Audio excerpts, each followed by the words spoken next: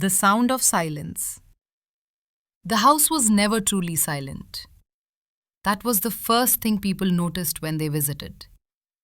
It was an old Victorian house, perched on a hill that overlooked the grey, sleepy town. To most, it was just a drafty pile of brick and wood. But to my father, and to me, it was a living organism. It breathed, it groaned, and most importantly, it ticked. My father Arthur was a clockmaker, a master of time. Our living room walls were not covered in wallpaper. They were covered in clocks. Grandfather clocks, standing like soldiers in the corners. Cuckoo clocks perched high like birds. Mantel clocks, made of brass, mahogany and glass. There were hundreds of them. Tick-tock, tick-tock. It was a heartbeat. 1,000 mechanical heartbeats syncing up and drifting apart in a chaotic, beautiful rhythm. But last night, the rhythm changed. Last night, at 3:17 a.m., the most important heartbeat in the house stopped. I was sitting in the armchair next to his bed. The room smelled of antiseptic, old paper, and lavender oil. I had been holding his hand for 3 hours. His hand was rough, calloused from years of filing tiny gears and winding springs. Now, it was cold. He took a breath. It was a rattle, a struggle against the weight of his own lungs. And then, he didn't take another. I waited.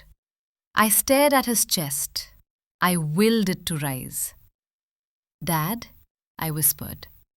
Nothing. I looked at the clock on his bedside table. It was a simple alarm clock, one he had fixed for me when I was 6 years old. The second hand swept past the 12. Time kept moving, but he had stopped. I didn't cry immediately. That is something movies get wrong. When you have been a caregiver for 5 years, when you have watched the strongest man you know slowly wither away into a skeleton, death isn't a shock. It is a quiet arrival. It is the end of a long, hard shift. I gently placed his hand on the blanket. I stood up. My knees popped. My back ached. I felt a wave of exhaustion so heavy it almost crushed me to the floor. I walked to the window and looked out. The rain was falling. It was always raining in this town. The street lights reflected on the wet pavement like spilled ink. "It's just me now, Dad," I said to the glass. I turned back to the room. I had to call the doctor. I had to call the funeral home. And inevitably, I had to call Marcus. The thought of my brother made my stomach turn. Marcus, the golden boy, the success story, the one who left 10 years ago and never looked back. I picked up the phone. My fingers trembled as I dialed his number. It rang once, twice, 3 times.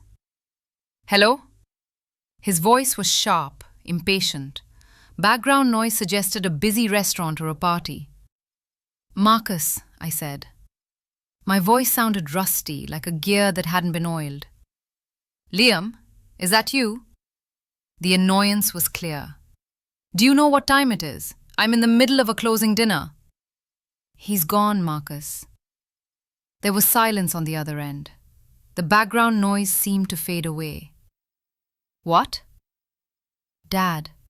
He passed away 10 minutes ago." Another silence. I could hear him breathing. I wondered if he felt anything. Sadness, regret, relief. "Okay," Marcus said finally. His tone shifted. It became businesslike, efficient. "Okay, I'll be there tomorrow. Don't do anything until I get there. Don't sign anything. Don't agree to any funeral packages. You are terrible with money, Liam. Just wait for me." "He's our father, Marcus, not a business deal." Just wait, Liam. I'm handling it. The line went dead. I looked at the phone. Even in death, Marcus was giving orders. Even from hundreds of miles away, he was taking control. I sat back down in the armchair. The house ticked around me. For the first time in my life, the sound didn't feel comforting.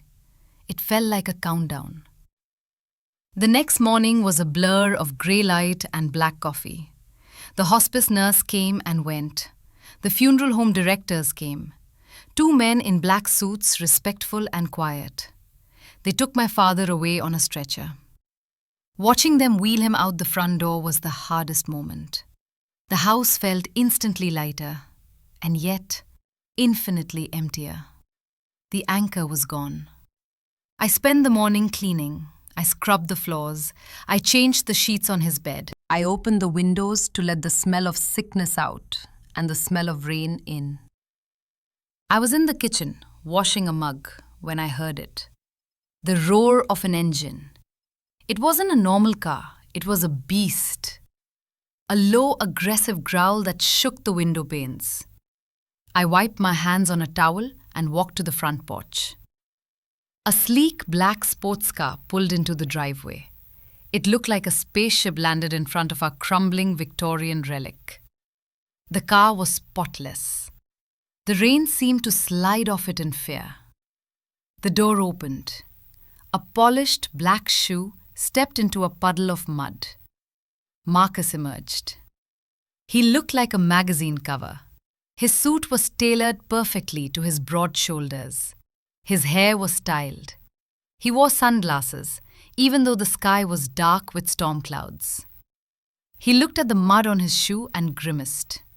He took a handkerchief from his pocket and dabbed at it. Then he looked up at the house. He didn't look at it with love. He looked at it the way a butcher looks at a cow. He was measuring the cuts. I stood on the porch, wearing my old flannel shirt and jeans covered in dust. I hadn't shaved in 3 days. I looked like the ghost of this house, and he looked like the future that was coming to bulldoze it. "Liam," he said, walking up the steps. He didn't offer a hug. He offered a hand. I shook it. His grip was firm, dry, and cold. "Marcus?" He pulled off his sunglasses. His eyes were the same color as mine, hazel, but they lacked the warmth. They were calculator screens. "So," he said, stepping past me into the hallway. "He's gone." "Yes." Marcus looked around. He wrinkled his nose. "God, it smells like old clocks and dust in here. How did you live like this?"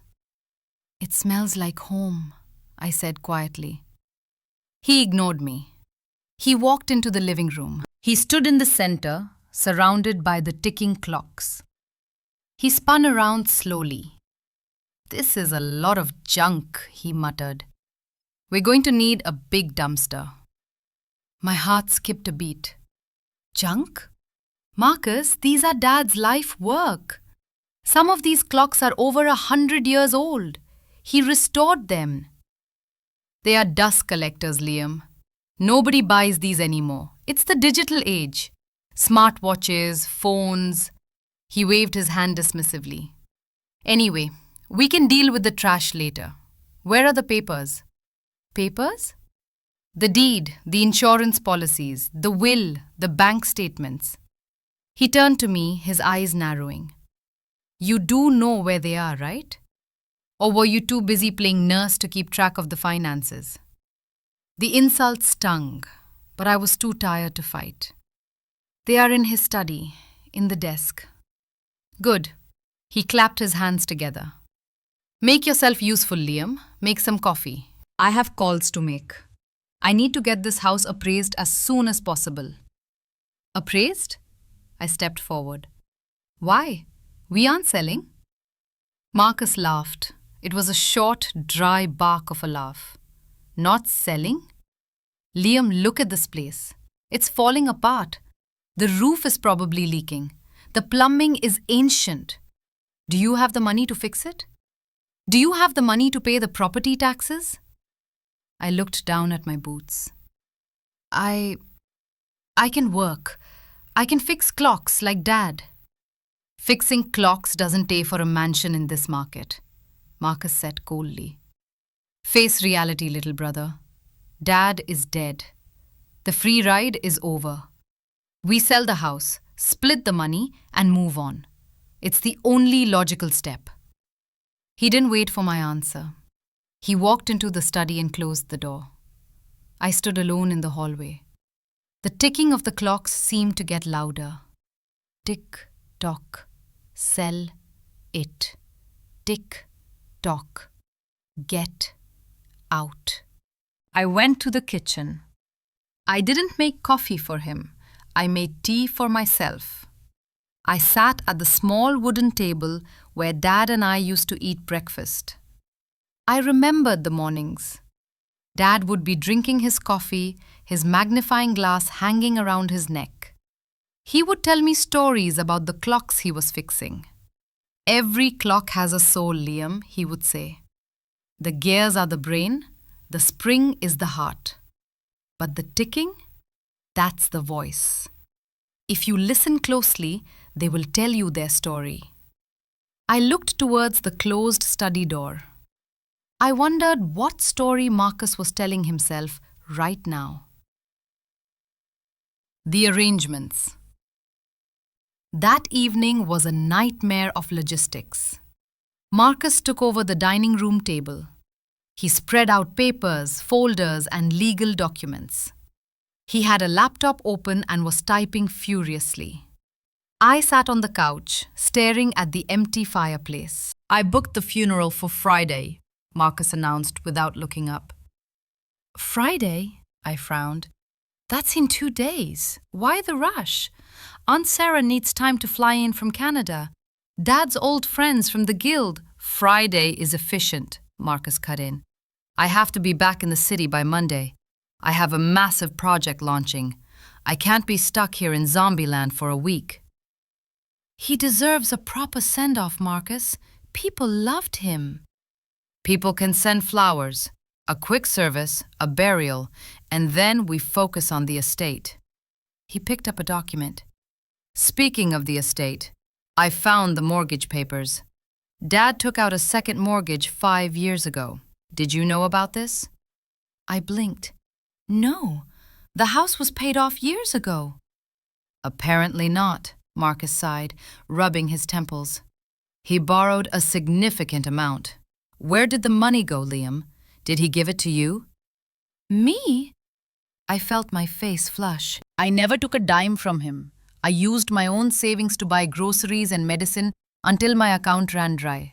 Then we lived on his pension. Well, the money went somewhere, Marcus muttered. Probably wasted it on more broken clocks or rare parts for his projects. The old man was losing his mind at the end, wasn't he? He wasn't losing his mind, I snapped. My voice rose for the first time. He was brilliant until the last day. He was working on something special. Marcus looked at me with pity. Sure, Liam, something special. Look, the point is, the debt is real. The bank will want their money. Selling the house is not just an option anymore. It's a necessity. If we don't sell, the bank takes it, and we get nothing. I felt a cold knot in my stomach. Was it true? Had Dad really mortgaged the house? Why? He lived so simply. We never bought anything new. I don't believe it, I said. Marcus slid the paper across the table. Read it yourself. It's his signature. Arthur J. Thorne. I looked at the paper. It was indeed his signature. A bit shaky, but his. The date was from 4 years ago, just after he got sick. We have to sell, Marcus repeated, his voice softer now, almost gentle. I'm doing this for us, Liam. I know you're emotional. That's why I'm here. I'm the rational one. Let me handle the burden. He stood up and walked over to me. He placed a hand on my shoulder. You've done your part. You wiped his brow and fed him soup. You were the good nurse. Now let me be the good executor. Let me save us from financial ruin. I looked into his eyes. I wanted to trust him. He was my brother. We shared the same blood. He was successful. He understood money. Maybe he was right. Maybe I was just a sentimental fool clinging to a sinking ship. Okay, I whispered. But the funeral, can we at least have it at the old chapel, the one he liked? Marcus checked his watch. A Rolex. It probably cost more than my car. The chapel is fine. I'll arrange it. Now go to sleep, Liam. You look terrible. You need to be presentable for the viewing. I nodded and stood up. I walked toward the stairs. Oh, and Liam? Marcus called out. I turned back. Don't go into the workshop tonight. I locked it. I froze. The workshop. It was a detached shed at the bottom of the garden. It was my father's sanctuary, and mine. Why? Safety hazard, Marcus said, turning back to his laptop. I looked in there earlier. It's a disaster. Rusty metal, sharp tools everywhere. I don't want you getting hurt in the dark. We'll clear it out next week. You locked it? Yes, I found the padlock. It's for the best. I didn't argue. I didn't have the energy. But as I climbed the stairs, a sense of unease settled over me. Why would he lock the workshop? It was just full of old parts. I went to my room. It was the same room I had slept in since I was a boy. The wallpaper had faded airplanes on it. I lay in bed listening to the rain. I thought about the mortgage. Where had the money gone? Dad didn't gamble, he didn't drink, he didn't travel. And then I thought about the workshop. Dad had spent every waking moment there before he became bedridden. Even when he was sick, he would ask me to wheel him down there, just to smell the oil and wood. The masterpiece, Liam, he would whisper in his fever dreams. The timekeeper. I always thought he was talking about himself. I closed my eyes, but sleep didn't come easily. Downstairs, I could hear Marcus moving around, opening drawers, shifting furniture. He was like a termite, eating away at the structure of my life. The morning of rain. Friday came with the sky the color of a bruise. I woke up with a headache. I put on my only suit. It was black, a little tight around the shoulders, and the cuffs were fraying. I had bought it for a cousin's wedding 5 years ago. I went downstairs. The house was strangely quiet. The ticking of the clock seemed muffled. Marcus was already in the kitchen, drinking espresso from a tiny cup. He was wearing a suit that looked like it was woven from midnight. Morning, he said. He didn't look up from his phone. Car is waiting. We leave in 10 minutes. I haven't eaten. Grab an apple. We're on a schedule. I looked around the living room. Something was different. The mantelpiece. It was empty. The brass carriage clock, a French piece from the 1800s, was gone. Marcus, I said, pointing at the empty spot. Where is the carriage clock? He glanced up. Oh, that? I put it in a box for safekeeping. I don't want people stealing things during the wake. Stealing? Who would steal? It's our friends and neighbors. You'd be surprised what people do when they think no one is looking, Marcus said darkly. Grief makes people greedy. Or maybe it just gives them an excuse. He stood up and buttoned his jacket. Let's go. It's showtime. The drive to the chapel was silent. I looked out the window at the town passing by, the bakery where Dad bought donuts on Sundays, the park where he taught me to ride a bike. Every corner held a ghost. At the chapel, Marcus turned on the charm. He stood by the door, shaking hands, accepting condolences with a practiced solemnity. He looked like the grieving son. He looked perfect. I stood in the corner, feeling awkward and small. People patted my arm. They whispered, "He's in a better place," and "You were a good son, Liam."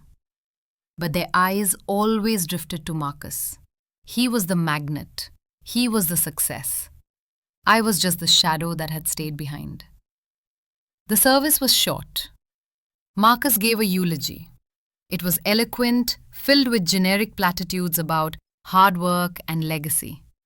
He didn't tell a single real story about Dad. He talked about Arthur Thorne, the concept, not Arthur Thorne, the man. When it was my turn, I walked to the podium. My hands were shaking. I looked out at the sea of black umbrellas and wet faces. My father, I started. My voice cracked. I cleared my throat. My father loved time, but he never rushed. He taught me that a broken clock isn't garbage. It's just confused. It just needs patience. He had patience for everyone, especially me. I looked at Marcus. He was checking his phone under his sleeve. I finished quickly and stepped down. We drove to the cemetery. The rain fell harder. The mud was thick and slippery. We lowered the coffin. I threw a handful of dirt onto the wood. It made a hollow thud that echoed in my chest. Goodbye, Dad. As the ceremony ended, Marcus turned to me. Liam, I have to run to a meeting with the estate lawyer. It's urgent. You take the limo back to the house. I'll meet you there in an hour. A meeting? Now? We just buried him. Legal matters don't wait for grief, Liam. Go home, dry off. I'll bring dinner. He didn't wait for an answer. He walked toward his sports car, which was parked on the gravel path like a predator lying in wait. I watched him drive away. I got into the hired limousine. I was alone. The driver didn't speak. I felt a strange sense of relief to be away from Marcus.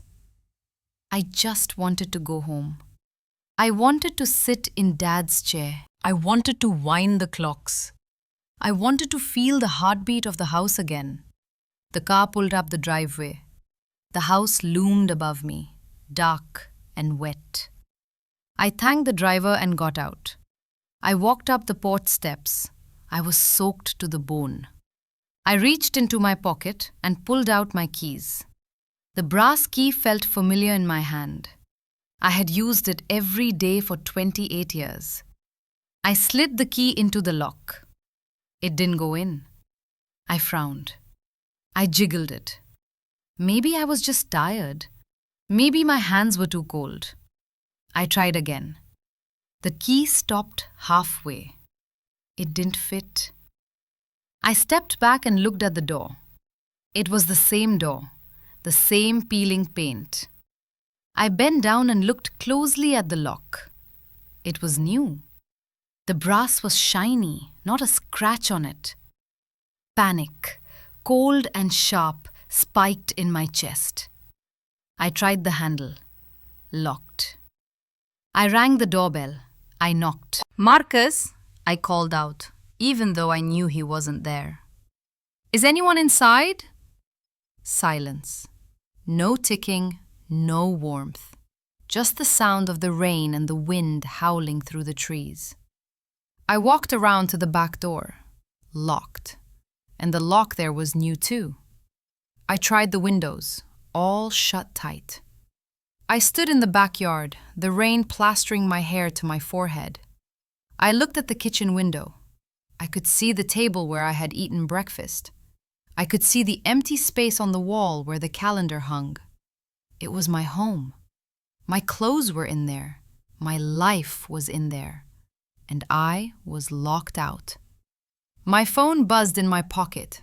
I pulled it out with trembling fingers. A text message from Marcus. Liam, change of plans. The house is legally part of the estate now. For insurance reasons, I can't have anyone living there until the sale is finalized. I've put your bag on the back porch. There's a motel on Route 9. I'll pay for a week. It's for the best. We need a clean break. I stared at the screen. The words blurred. I looked down at the back porch. There, sitting on a dry patch of wood under the awning, was my duffel bag. One bag. 28 years of life reduced to one bag. I looked back at the house. The windows were dark eyes, staring blankly at me. My brother hadn't just changed the locks. He had erased me. I stood on the back porch for a long time. The rain was no longer just water. It was a physical weight, pressing down on my shoulders, trying to drive me into the ground. My suit was ruined. The fabric clung to my skin like a cold, wet shroud. I looked at the duffel bag. It was a cheap nylon gym bag I hadn't used since high school. I unzipped it.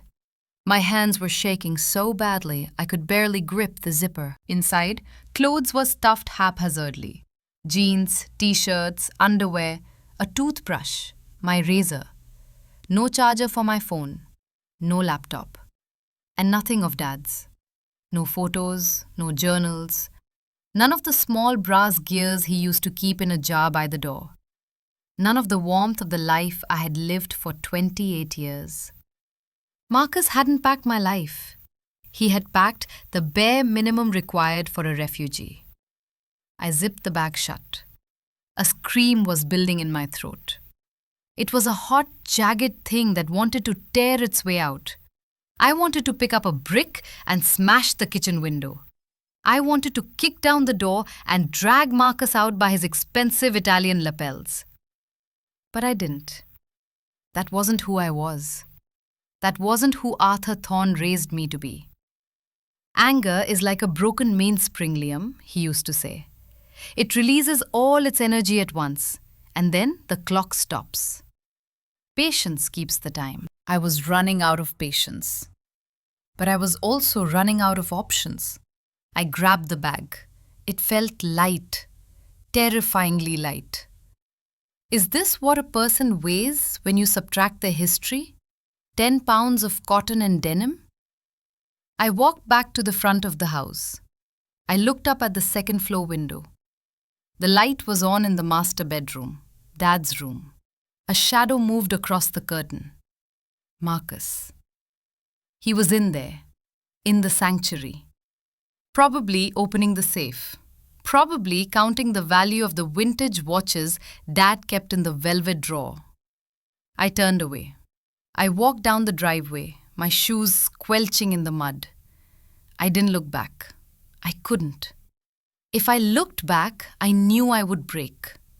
The motel was called the Blue Haven. It was neither blue nor a haven. It was a strip of beige doors facing a cracked parking lot on the side of the highway. The neon sign buzzed with an angry electric hum. The H was burnt out. The Blue Haven. I walked into the lobby.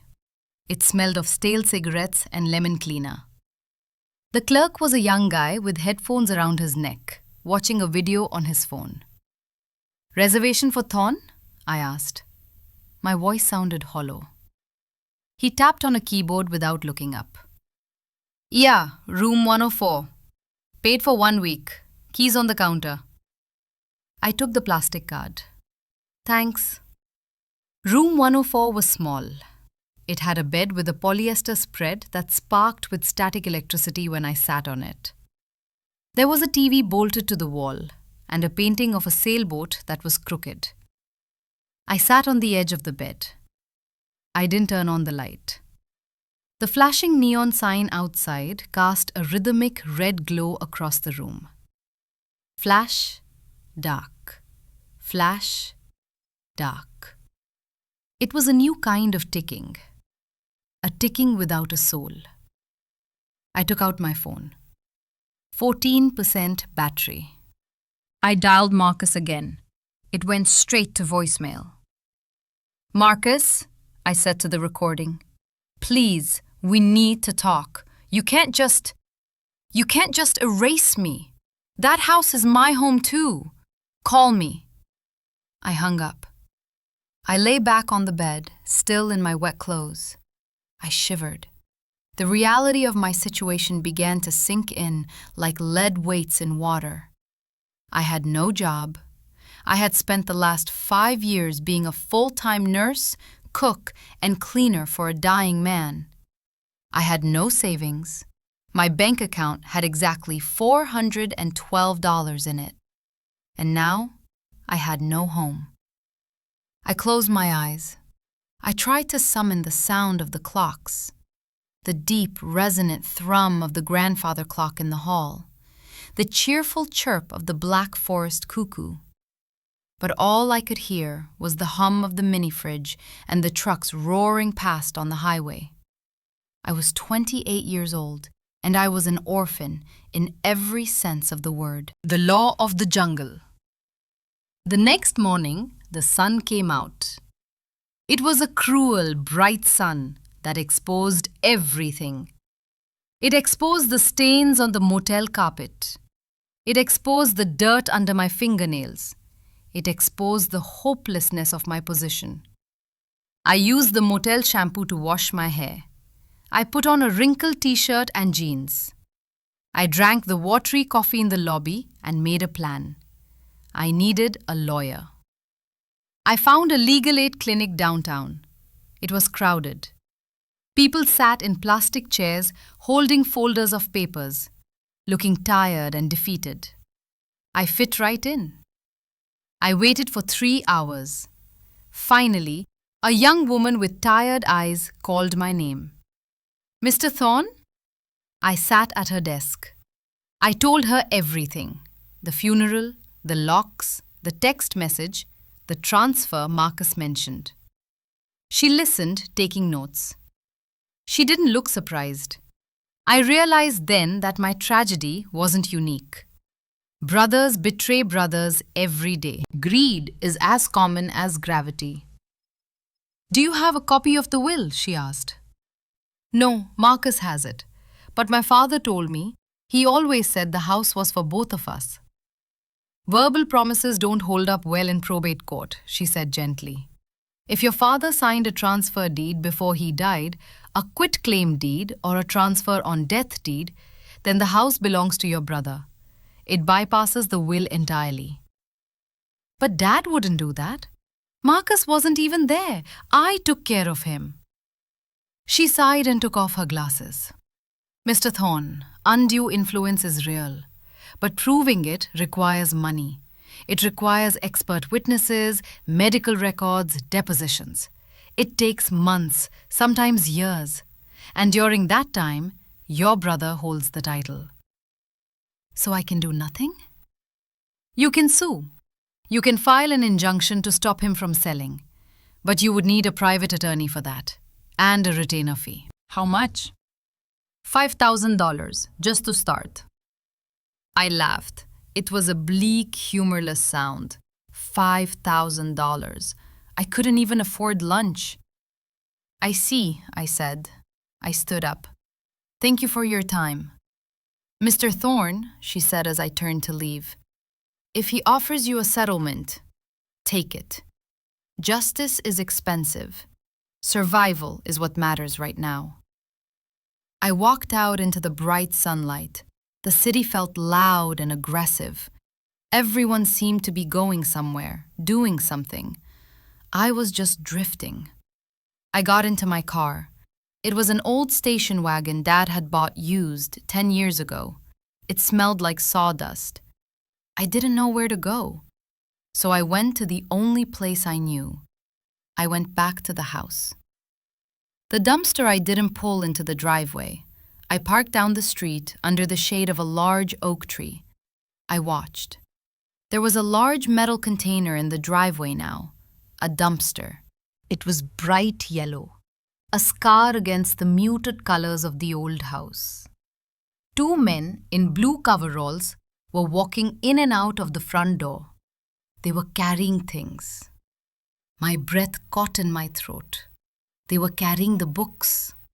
Dad's library. Rare manuals on horology. Encyclopedias of mechanics.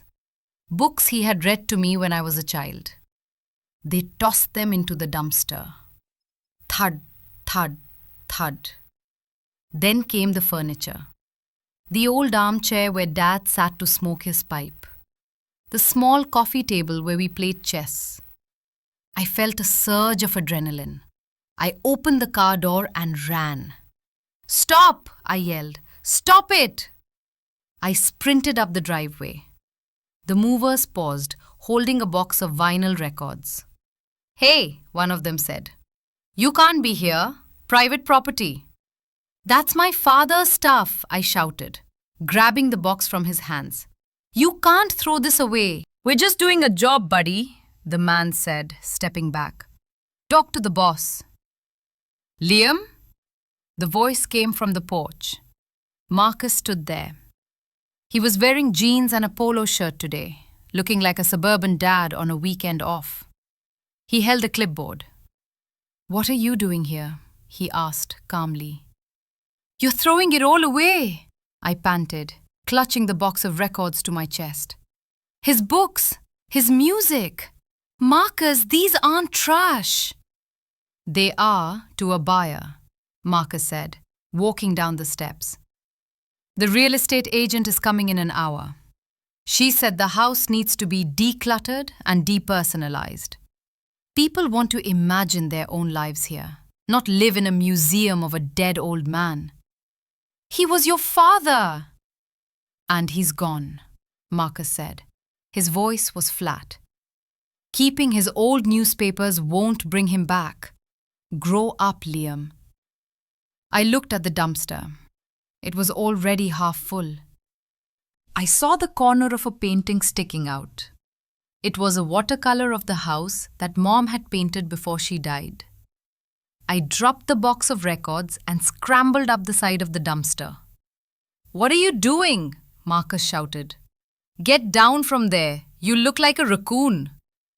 I ignored him. I jumped into the dumpster. I landed on a pile of cardboard and old curtains. I frantically dug through the trash. I found the painting. The glass was cracked, but the canvas was safe. I clutched it. Then I saw something that made my heart stop. It was a small wooden box. Simple pine. I knew this box. It was where Dad kept his graveyard. The parts of watches that were too broken to fix, but too precious to throw away. He called them the lost souls. Marcus had thrown it out. I grabbed the box. I grabbed the painting. I looked for more. "Liam, get out of there now, or I'm calling the police," Marcus yelled. He was standing right by the dumpster, looking up at me with pure disgust. "Look at you. You're garbage picking. Is this what you've become?" I stood up in the dumpster, surrounded by the debris of my father's life. I looked down at my brother. "You're the one throwing away gold because you think it's dirt," I said. My voice was quiet, but it carried. Marcus sneered. "It is dirt, Liam. It's old junk, just like you. Stuck in the past." He checked his watch. "Okay, you want this trash? Take it. But get off the property. The agent will be here soon." I climbed out. My jeans were stained with something dark. I held the painting and the wooden box. "I'm not leaving until we talk," I said. I went to a lawyer. Marcus stiffened slightly, just a fraction. "And?" "And she told me what you did. The transfer deed. You manipulated him, Marcus. You made him sign it when he was on morphine." "I secured my inheritance," Marcus corrected. "Dad knew you would just sit in this house and let it rot around you. He wanted someone with vision to handle the asset." "Asset," I spat the word out. "It's a home. It's money, Liam. And right now, I need money. And frankly, so do you." He looked at me. His eyes swept over my dirty clothes, my desperate expression. A slow, calculating smile spread across his face. "You're broke, aren't you?" I didn't answer. "Of course you are. You have nothing. No job, no references, just a car that barely runs and a sentimental attachment to garbage." He stepped closer. He lowered his voice. "I can help you, Liam. I looked at him suspiciously. Help me? Like you helped me with the locks? I have a proposition. A trade. He pointed a manicured finger toward the bottom of the garden, toward the trees. The workshop, he said. I froze. What about it? The agent says it's an eyesore. It lowers the property value. It's full of heavy machinery, rusted metal, oil stains. It would cost me $5,000 to have a crew clear it out and demolish it. My heart hammered against my ribs. Demolish it? The workshop was where the magic happened. It was where the grandfather lived, the massive clock Dad had been working on for 20 years. You can't demolish it, I whispered. I can, and I will, unless… Marcus paused. He tilted his head. Unless you take it off my hands. What do you mean? The workshop sits on a separate subdivision of the lot. Dad bought that sliver of land years ago to expand the garden, but never merged the titles properly. Technically, it's a separate parcel, a tiny, worthless parcel with a shack on it. He reached into his back pocket and pulled out a folded document. I had my lawyer draw this up this morning, just in case. He unfolded the paper. This is a quit-claim deed. If you sign this, you waive all rights to the main house. You agree never to contest the will. You agree never to sue me. You walk away clean. And in return? In return, Marcus smiled, I transfer the deed of the workshop parcel to you. You get the shed. You get all the junk inside it. You get the machines. You get your little playhouse. I stared at him. It was a trap. I knew it was a trap. He was trading a multi-million-dollar Victorian mansion for a rotting wooden shed on a patch of dirt. It was the most unfair deal in history. You want me to sign away my inheritance for a shed? I asked. I'm offering you a roof over your head, Liam. It has electricity. It has a water line. It's better than your car, and it's full of the clocks you love so much. He stepped closer, invading my personal space. Think about it. If you say no, I demolish the workshop tomorrow. I crush every single clock inside. And then I fight you in court until you starve. He held out the pen. Or you sign. You get the workshop. You get to keep Dad's legacy. And I get the house. I looked past him, towards the bottom of the garden. The workshop was almost invisible under the overgrown ivy. It looked small, sad. But I knew what was inside. I knew the smell of the oil. I knew the specific tick-tock of the regulator wall clock that hung above the workbench. I knew that the grandfather was waiting there, unfinished. If Marcus demolished it, he wouldn't just be destroying wood and metal. He would be killing Dad a second time. I looked at the painting in my hand. The glass was cracked, but the picture was still beautiful. I looked at Marcus. He wasn't my brother anymore. He was just a businessman making a deal. Give me the pen, I said. Marcus's smile widened. It was the smile of a predator who had just caught a rabbit. Smart choice, little brother. He handed me the pen. I placed the paper on the hood of his sports car. The metal was warm. I signed my name, Liam Thorne. With that signature, I signed away a fortune. I signed away my childhood home. I signed away my comfort. Marcus snatched the paper back immediately. He checked the signature, blew on the ink to dry it, and tucked it safely into his pocket. Done, he said. He reached into his pocket again and pulled out a single key. It was old, rusty, with a piece of red string tied to it. He tossed it to me. I caught it. Welcome home, neighbor, Marcus mocked. Try not to make too much noise. I don't want the new owners to complain about the rats in the backyard. He turned and walked back into the big house. He slammed the door. I stood alone in the driveway, holding the rusty key. I walked past the dumpster.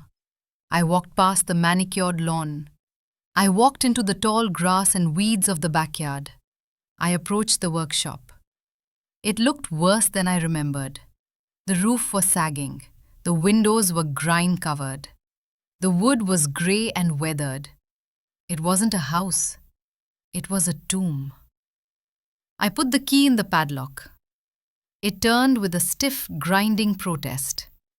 I opened the door. Darkness. And then, out of the darkness, a sound. Tick, tick, tick. It was faint. It was weak. But it was there. I stepped inside and pulled the string for the overhead bulb. The light flickered on, yellow and dim. Dust motes danced in the air. Spiders had spun webs between the gears of the lathe. It was freezing cold. But there, in the corner, covered by a heavy tarp, stood the outline of the grandfather clock. And on the workbench, amidst the chaos of tools and parts, lay Dad's visor. I closed the door behind me. I slid down against the wood and sat on the cold concrete floor. I was homeless. I was penniless. I had been swindled by my own blood. But as the smell of cedar and oil filled my lungs, I felt something I hadn't felt since the heart monitor flatlined. I wasn't alone. The clocks were here. And they had a lot to tell me. The longest night. The workshop was not designed for human habitation. That became painfully clear as the adrenaline faded and the night set in. It was essentially a wooden box with a concrete floor. The walls were thin slats of pine that let the wind whistle through the cracks. There was no insulation, no heating. I sat on a pile of old burlap sacks I had found in the corner. I had wrapped myself in them like a cocoon, shivering violently. My breath came out in white puffs of mist. Through the grime street window, I could see the main house. It was glowing. Every light in the house was on. It looked like a cruise ship sailing through the dark ocean of the night. I could see silhouettes moving in the living room. Marcus and others. He was celebrating. He had probably called his friends, or maybe potential buyers. He was drinking my father's scotch, sitting in my father's chair, toasting to his own cleverness. I looked down at my dinner, a vending machine sandwich I had bought at the gas station down the road before walking back. It was dry and tasted like cardboard. "Happy funeral, Liam," I whispered to myself. I took a bite. It was hard to swallow past the lump in my throat. I looked around the workshop. In the daylight, it had looked like a treasure trove. In the dark, it looked like a graveyard of machines. Lathes, drill presses, saws. They stood like silent metal beasts waiting to bite. The shelves were cluttered with jars of screws, springs, and gears. They cast long, spider-like shadows on the walls. I needed heat. I stood up, wrapping the burlap tighter around my shoulders. I remembered an old cast-iron pot-belly stove in the back corner. Dad used to light it in the winters when the glue wouldn't dry because of the cold. I stumbled through the dark, tripping over a coil of wire. I found the stove. It was rusty, but solid. I gathered some scrap wood from the floor, pieces of failed clock cases, broken chair legs. I stuffed them into the belly of the stove. I found a box of matches on the workbench. My hands were so numb, I dropped the first two. The third one flared to life. I tossed it in. The wood caught. Slowly at first, then with a crackle. Orange light flickered through the grate, dancing on the concrete floor. I pulled my burlap bed closer to the stove. The warmth hit my face, and for a moment, I just closed my eyes and breathed. The smell. Burning oak and pine. It smelled like my childhood. It smelled like safety. But safety was a lie. I was a squatter on my own land. I was a trespasser in my own history.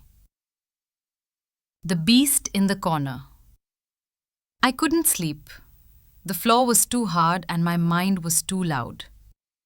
I got up and walked to the center of the room. There it stood, the shapeless mountain covered by a heavy, oil-stained canvas tarp. The grandfather. My father had been working on this clock for as long as I could remember. He never let anyone see it. He called it the beast. He would spend hours under the tarp, headlamp on, muttering to himself. "Let's see what you really are," I said. I grabbed the corner of the tarp and pulled. It was heavy, stiff with dust and grease. I dragged it off, revealing the object underneath. I gasped. It was ugly. That was the only word for it. It wasn't a graceful, slender grandfather clock like the ones in the house. It was a monstrosity. It was nearly 7 feet tall and 3 feet wide. The wood wasn't polished mahogany. It was a patchwork of different timbers, oak, walnut, even some salvaged driftwood, nailed together in a chaotic, jagged pattern. It looked like Frankenstein's monster made of lumber. There was no glass face, just a raw iron dial with no numbers, only strange etched symbols. The hands were heavy iron arrows, rusted and bent. "This is it?" I asked the silent room. This is the masterpiece? I felt a wave of disappointment. I had expected something beautiful, something I could sell to a museum to get back on my feet. But this looked like a pile of debris that had accidentally formed the shape of a clock. Marcus was right. It was junk. I reached out and touched the wood. It was rough, unfinished. But then I noticed something. The seam where the two types of wood met. It wasn't nailed. It was dovetailed. Hand-carved dovetail joints, so tight you couldn't slide a piece of paper between them. I looked closer. The rust on the hands wasn't rust. It was a deliberate patina, a chemical treatment to make the metal look ancient. I opened the front panel. It swung open on silent, hidden hinges. Inside, the pendulum hung motionless. It was a heavy brass cylinder, etched with more of those strange symbols. And behind the pendulum, the movement, the gears. My breath hitched. The exterior was a lie. The interior was a galaxy. Hundreds, maybe thousands of gears. Brass, steel, copper. They were layered in a density I had never seen before. It wasn't just a timekeeping mechanism. It was a computer made of metal. I grabbed a flashlight from the bench and shone it into the depths of the machine. There were complications I didn't recognize. Planetary gears, tourbillons within tourbillons. It was insanity. It was genius. Why build such a magnificent engine and hide it inside such a hideous shell? I reached in to touch the pendulum. Clink! My finger brushed against something that wasn't metal. It was wedged between the backboard of the clock and the frame of the movement. A book. It was small, bound in black leather, worn white at the corners. It was jammed in tight, hidden in the shadows where no one would look, unless they were servicing the machine. I carefully worked it loose. It fell into my hand with a soft thud. I knew this book.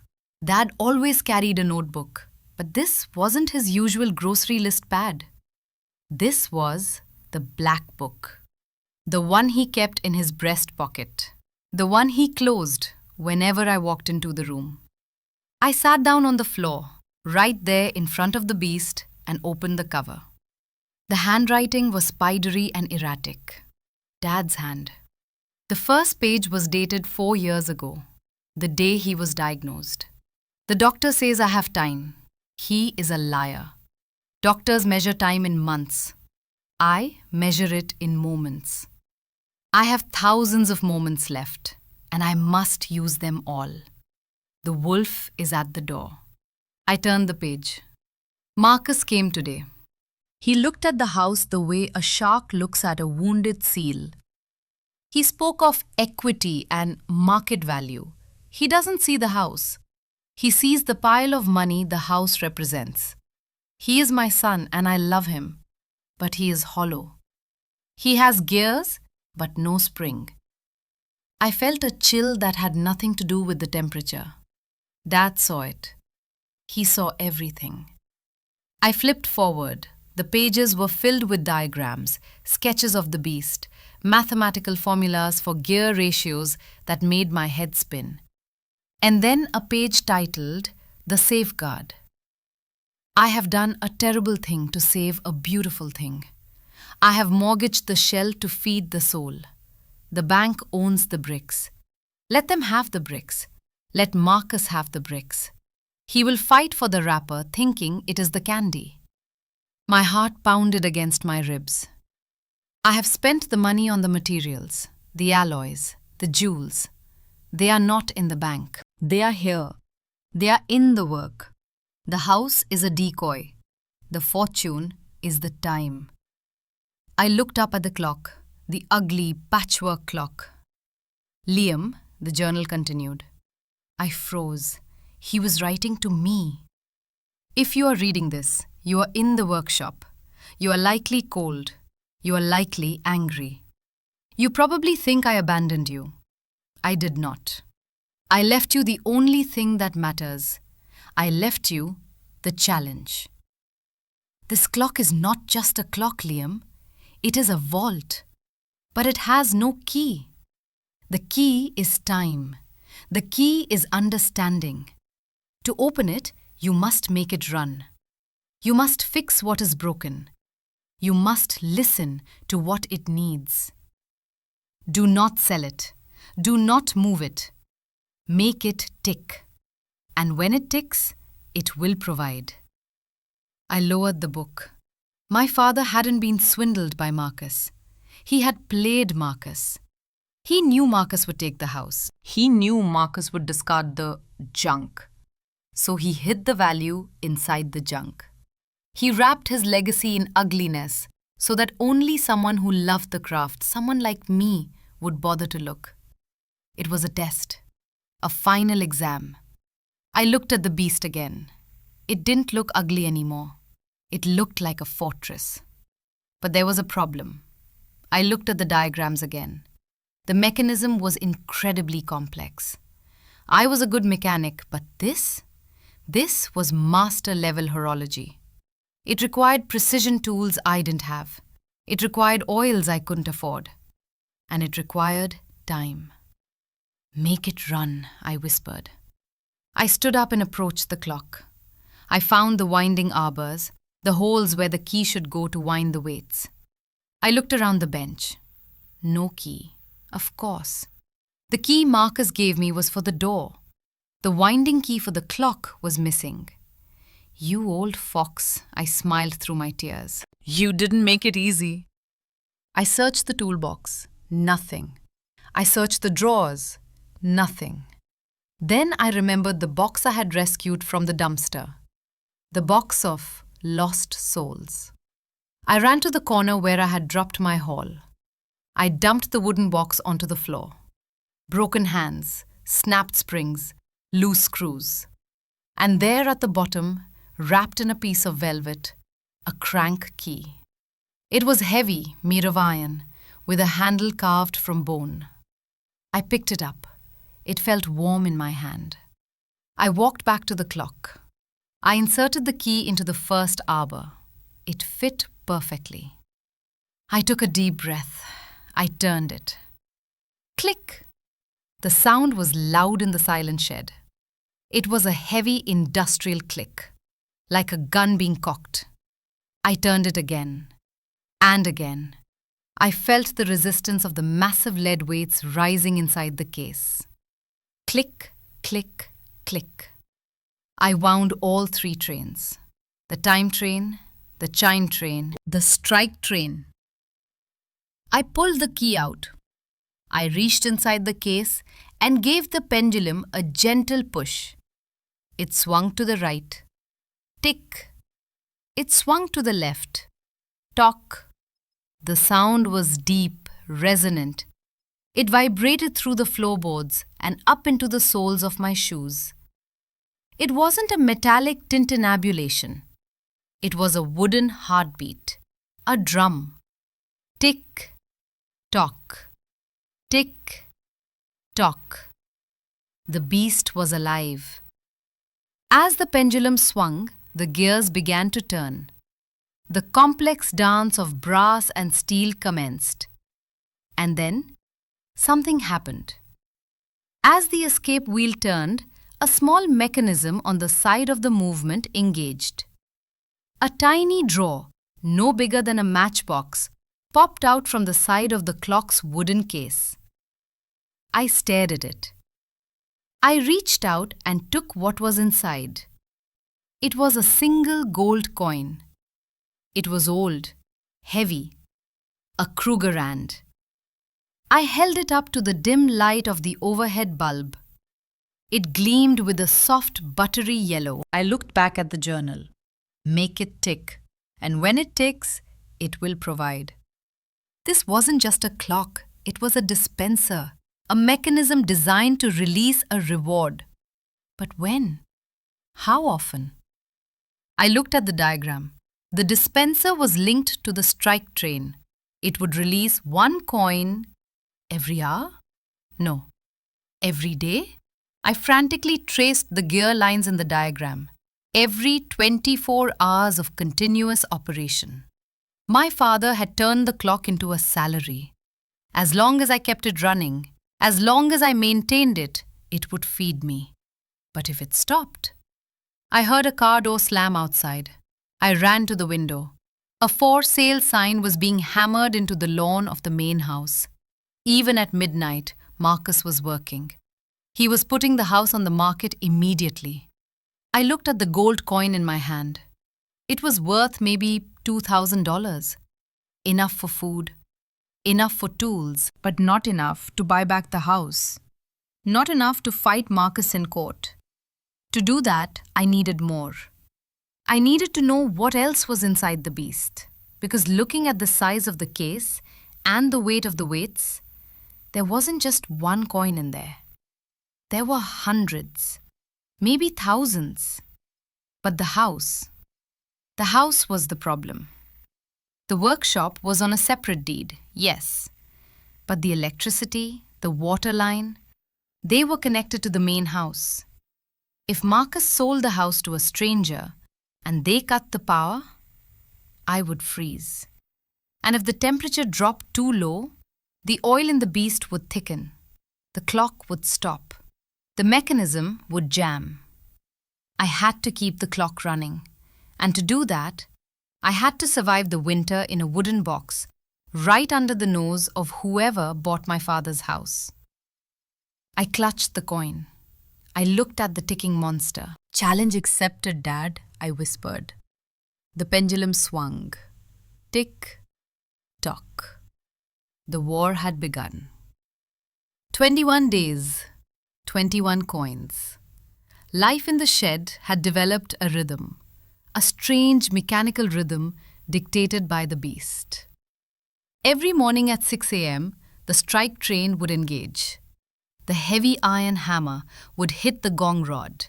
Dong, dong, dong, 6 times. And then the soft click of the drawer opening. I would wake up, shivering under my pile of blankets, my breath forming ice crystals in the air. I would walk to the clock, reach into the drawer, and pull out my salary. 1 Krugerrand, 1 ounce of pure gold. It was absurd. It was magical. It was terrifying. I had 21 ounces of gold buried in a coffee can under the floorboards beneath the lathe.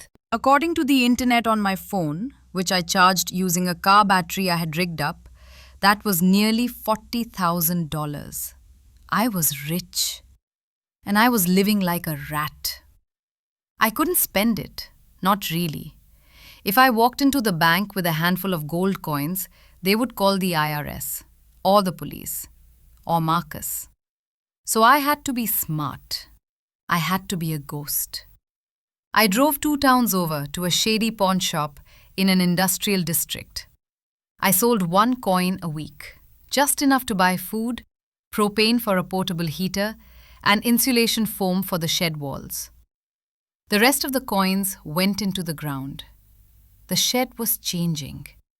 I had sealed the cracks in the walls. I had cleaned the windows. I had organized the tools. It was no longer a tomb. It was a bunker. But the real change was in me. I wasn't just the grieving son anymore. I was the guardian. My days were spent working on the beast. Dad's journal was my Bible. The mechanism was finicky. It needed constant adjustment. If the temperature dropped too much, the oil thickened and the timing slipped. If the humidity rose, the wood swelled and the drawer would jam. I had to be vigilant. I had to listen to every tick. I was learning the language of the machine. And in the silence of the shed, I felt closer to my father than I ever had when he was alive. We were having a conversation across the barrier of death, spoken in the dialect of gears and escapements. But outside the walls of my sanctuary, the enemy was moving. The open house. It was a Sunday, the worst day of the week. Open house, the sign on the front lawn screamed in bold red letters. I watched from the shed window, hidden behind a curtain of spider webs I had intentionally left undisturbed. Camouflage. Marcus had hired a staging company. They had stripped the house of its soul. The velvet curtains were gone, replaced by generic white blinds. The old Persian rugs were gone, replaced by beige carpets. The smell of pipe tobacco and old paper had been scrubbed away with industrial lemon cleaner. It looked sterile. It looked like a hospital waiting room disguised as a home. Cars started arriving at 1 p.m. Expensive cars. Mercedes, BMWs, Teslas. The sharks were circling. I saw couples walking up the driveway. They pointed at the gables. They criticized the peeling paint on the porch. They walked into the house as if they owned it. It made my blood boil. I saw a man in a sharp suit, a developer maybe, walking around the backyard. He held a tablet. He was tapping on it, frowning at the garden. He walked towards the shed. I froze. I held my breath. The beast was ticking loudly behind me. Tick, tock, tick, tock. It sounded like a drum in the small space. I grabbed a heavy wool blanket and threw it over the clock. It muffled the sound, but only slightly. The man stepped closer. He stopped about 10 feet away. He looked at the shed with disdain. Ugly thing, I heard him mutter. He took a photo with his tablet. Then he turned and walked back to the house. I let out a breath I didn't know I was holding. I was safe, for now. But then, the back door of the main house opened. Marcus came out. He wasn't alone. He was with a couple. They looked young, rich, and enthusiastic. The woman was pregnant. "And this is the garden," Marcus said, his voice carrying over the lawn. "Over an acre. Plenty of room for a pool or a tennis court." "It's beautiful," the woman said. "But what about that structure at the back?" She pointed at me, at the shed. Marcus didn't flinch. That's just an old storage shed. It sits on a separate easement. My brother owns it." "Your brother?" the husband asked. He lives in a shed? Marcus laughed. It was a practiced, charming laugh. Oh, you know artists. They love their rustic spaces. He's eccentric. But don't worry, the parcel is legally separated. A privacy fence will be installed before closing. You won't even know he's there. Eccentric. That was the new narrative. I wasn't the victim. I was the weirdo in the backyard. They continued to walk around. I watched them. I realized then that Marcus wasn't just selling a house. He was selling a fantasy. A fantasy where death hadn't happened here, where a family hadn't been torn apart. He was erasing us. Later that afternoon, the cars left. The open house was over. I was working on a small pocket watch I had found in a drawer, a practice piece, when the door to the shed rattled. Someone was trying the handle. I jumped up. I grabbed a large wrench from the bench. "Who is it?" I called out. "Open up, Liam. It's me." Marcus. I unlocked the padlock and opened the door a crack. Marcus stood there holding a bottle of champagne. He looked flushed, excited. "Can I come in? Or is this a members-only club for hobos?" I stepped back. "Come in." Marcus stepped into the shed. He looked around, his nose wrinkling at the smell of kerosene and oil. "Cozy," he said sarcastically. "You've really done nothing with the place." He placed the champagne bottle on the workbench, right next to a disassembled carburetor. "I sold it," he announced. My stomach dropped. "The house?" "Full asking price. Cash offer. No contingencies." "Can you believe it? In this market?" He popped the cork. It flew across the room and hit a stack of tires. Foam bubbled over his hand. He didn't care. He took a swig straight from the bottle. "Who?" I asked. "A tech guy from the city, young, has more money than sense. He wants to tear down the kitchen and put in a chef's paradise, whatever that means." "He's going to gut it," I whispered. "He bought it, Liam. He can paint it pink and fill it with jelly beans for all I care. The point is, I'm rich. We're rich. Well, I am." He looked at me. His eyes were bright, almost manic.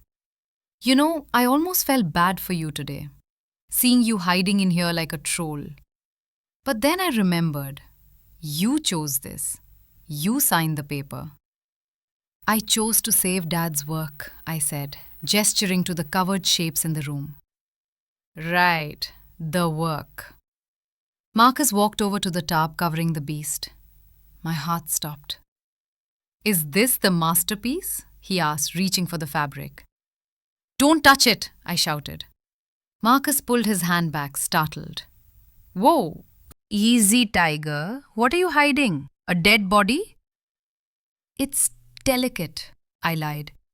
"The dust, the humidity, you can't just expose it." Marcus rolled his eyes. "It's a clock, Liam, not the Shroud of Turin." He leaned against the workbench, looking at me with a mix of pity and amusement. "Look, I came here to give you a heads up. The new owner, Mr. Vance, he's a stickler for boundaries. He wants that privacy fence up by Friday, and he asked about the utilities." "The utilities?" "Yeah, the power line, the water pipe. They run from the main house to this shed. Sub-metered, sure, but physically connected." I knew this.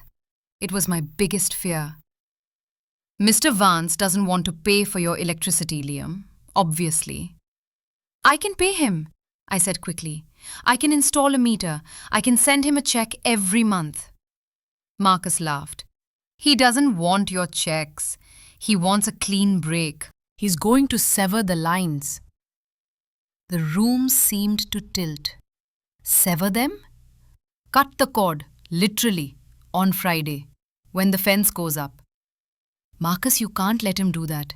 It's winter. I have a heater. I need lights to work. If he cuts the power,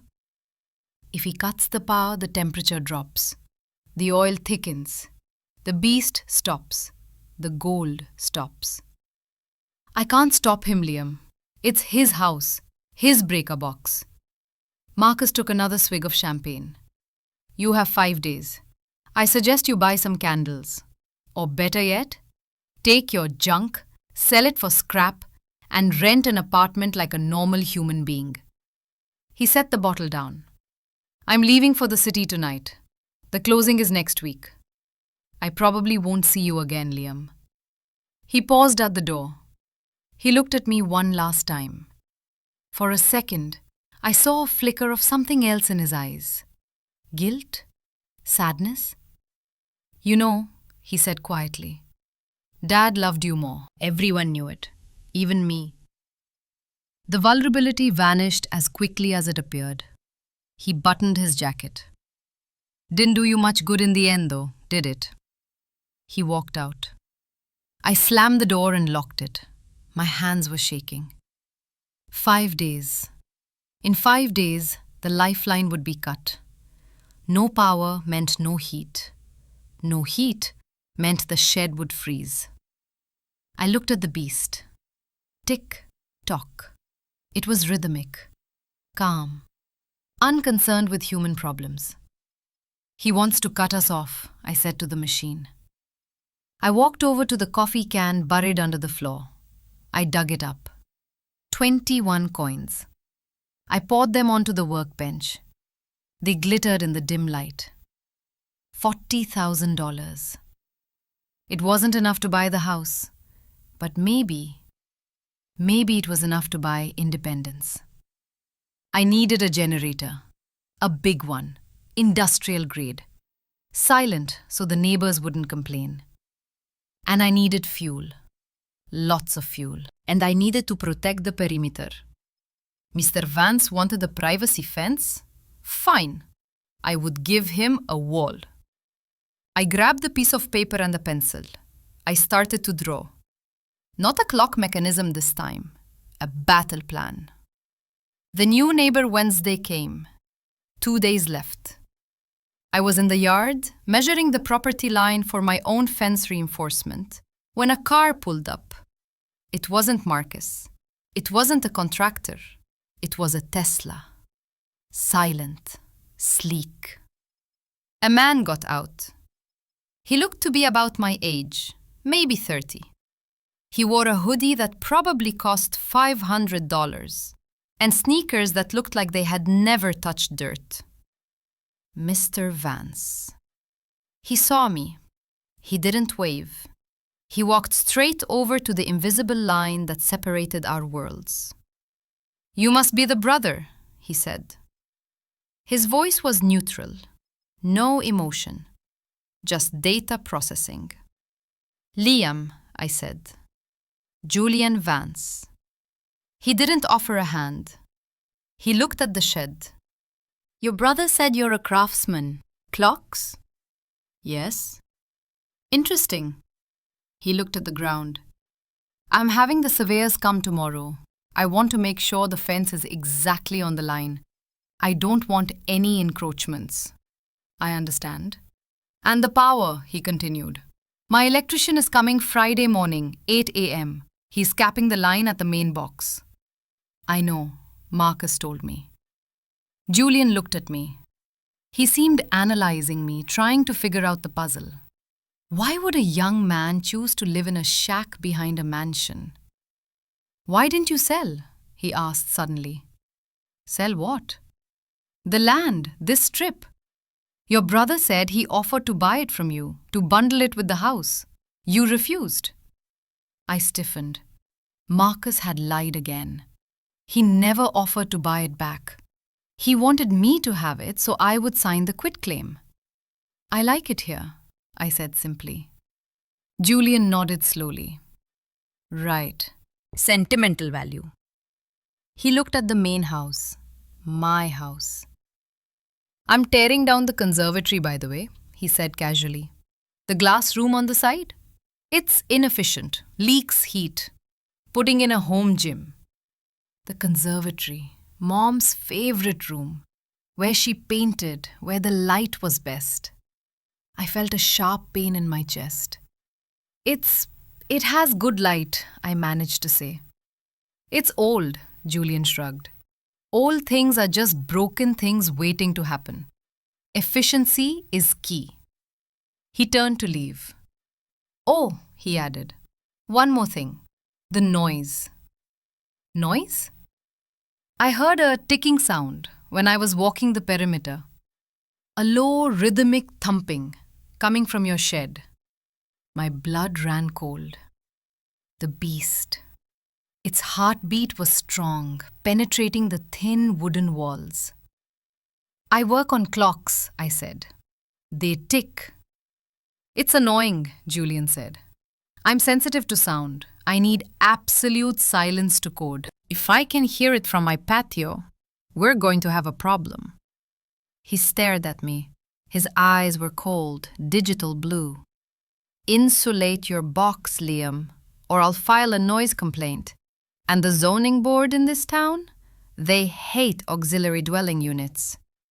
He turned and walked back to his car. I watched him go. He wasn't just cutting the power. He was threatening the existence of the shed itself.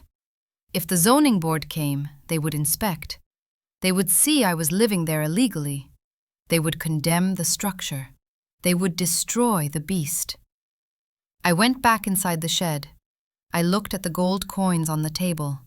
I had money, but money couldn't buy silence. Money couldn't buy invisibility. I needed to be smarter. I looked at the insulation foam I had bought. It wasn't enough. I needed to build a room within a room, a soundproof vault. And I had 36 hours before the power went out. I picked up the hammer. Let's work, I said to the ticking room. Tick, tock. The countdown had begun. Thursday was a blur of yellow fiberglass and black coffee. I didn't sleep. I couldn't. The threat of Friday morning hung over me like a guillotine blade. I took 3 gold coins to the hardware store. I bought everything. Rolls of insulation, drywall, acoustic foam, a heavy-duty portable battery bank, the kind used for camping in the wilderness, and a small silent propane heater. I turned the shed into a padded cell. I nailed the foam to the walls. I stuffed the fiberglass into the ceiling rafters until my skin itched and my lungs burned. I built a secondary wall around the beast, creating a room within a room. I was building a lung, a place where the air would stay warm and the sound would stay in. Tick, tock, tick, tock. The clock watched me work. It didn't care about my exhaustion. It just demanded to be fed energy. At 3 a.m. on Friday, I finished. The shed looked smaller now, claustrophobic.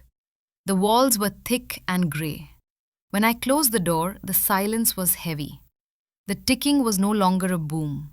It was a dull thud, absorbed by the foam.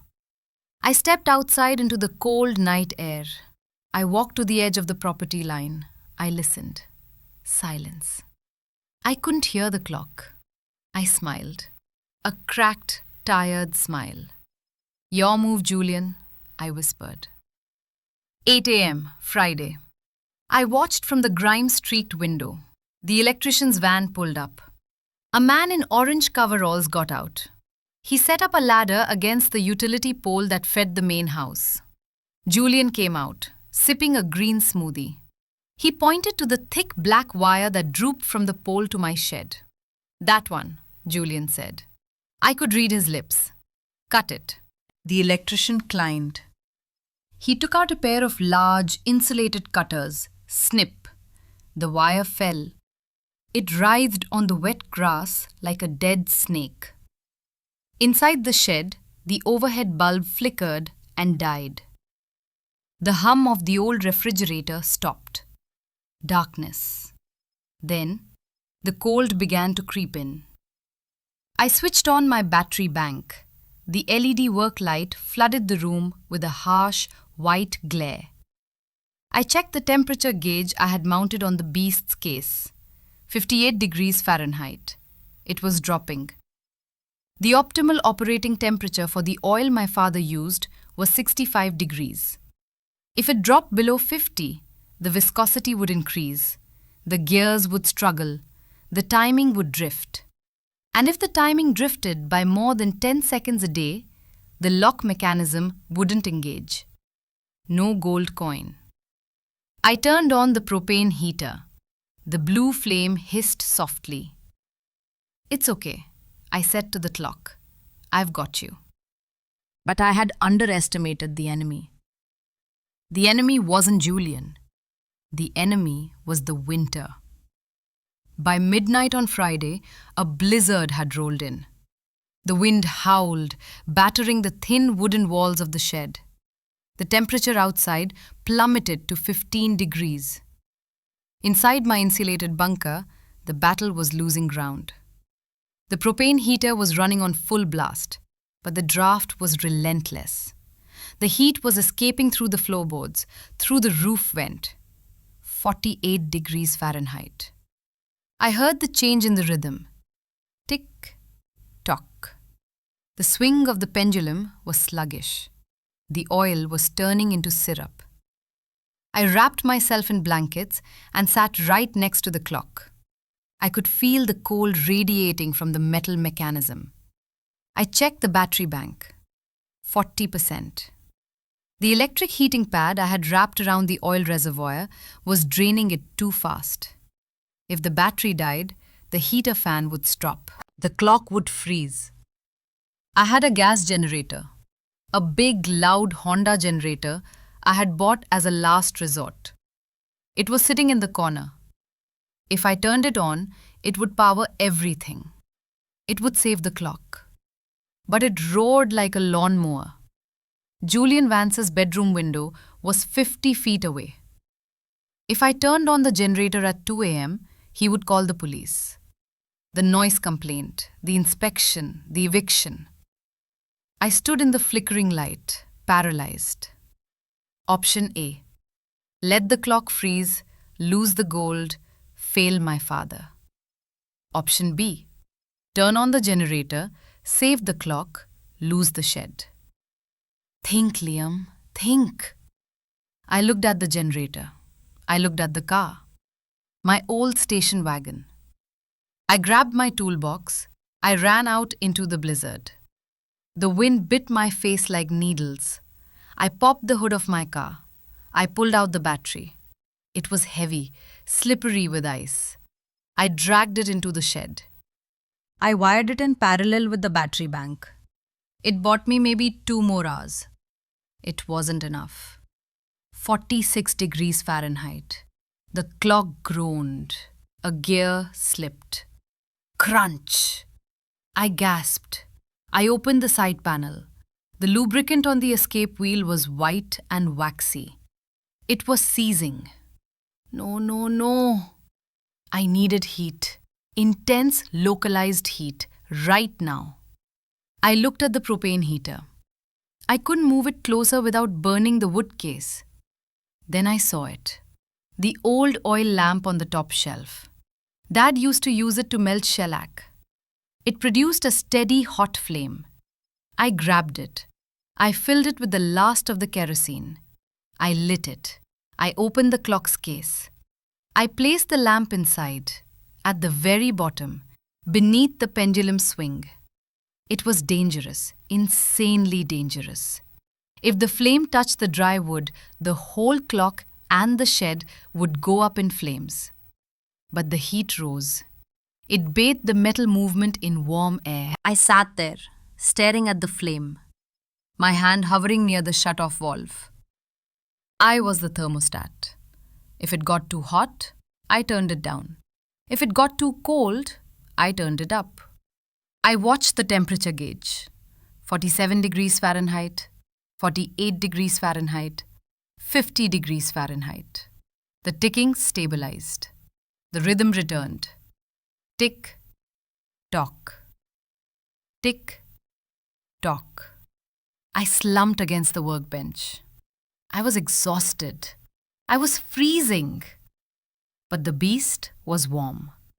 I stayed like that for hours, staring into the intricate belly of the machine. illuminated by the flickering oil lamp. And that's when I saw the second secret. The ghost in the machine. The light from the oil lamp was coming from below, casting long upward shadows through the gears. It was an angle of light I had never seen before. Usually, overhead lights cast shadows down. But this uplighting revealed something hidden in the geometry of the wheels. I squinted. On the main drive wheel, a massive brass gear as big as a dinner plate, there were holes. They looked like weight reduction holes, standard engineering.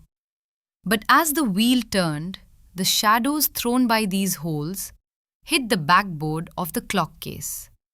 Dot, dash, dot, dot. I sat up straight. The shadows weren't random. They were forming shapes. Letters? No. Lines. I watched, mesmerized. The wheel turned slowly. The shadows crawled up the wood. It was a projection. My father had designed the spokes of the gears to act like a film projector slide. When lit from a specific angle, the exact angle where I had placed the emergency lamp, they cast a shadow map. I grabbed a piece of charcoal from the stove. I grabbed a piece of scrap drywall. "Show me," I whispered. I traced the shadows as they moved. A square. A rectangle inside the square. A series of jagged lines. It was a floor plan. I recognized the shape immediately. It was the Victorian house. My house. But there was something else. In the shadow projection, there was a dark spot. A dense, unmoving shadow that didn't correspond to any room I knew. It was located under the stairs. I closed my eyes and visualized the house. Under the stairs was a closet. Harry Potter style. We kept coats and old boots there. It had a solid wooden floor. But the shadow map showed a void beneath the floor.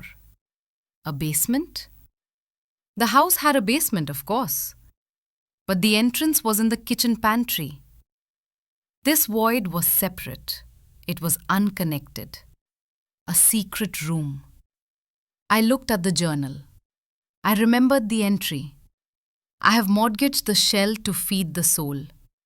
The bank owns the bricks. But he also wrote, the house is a decoy.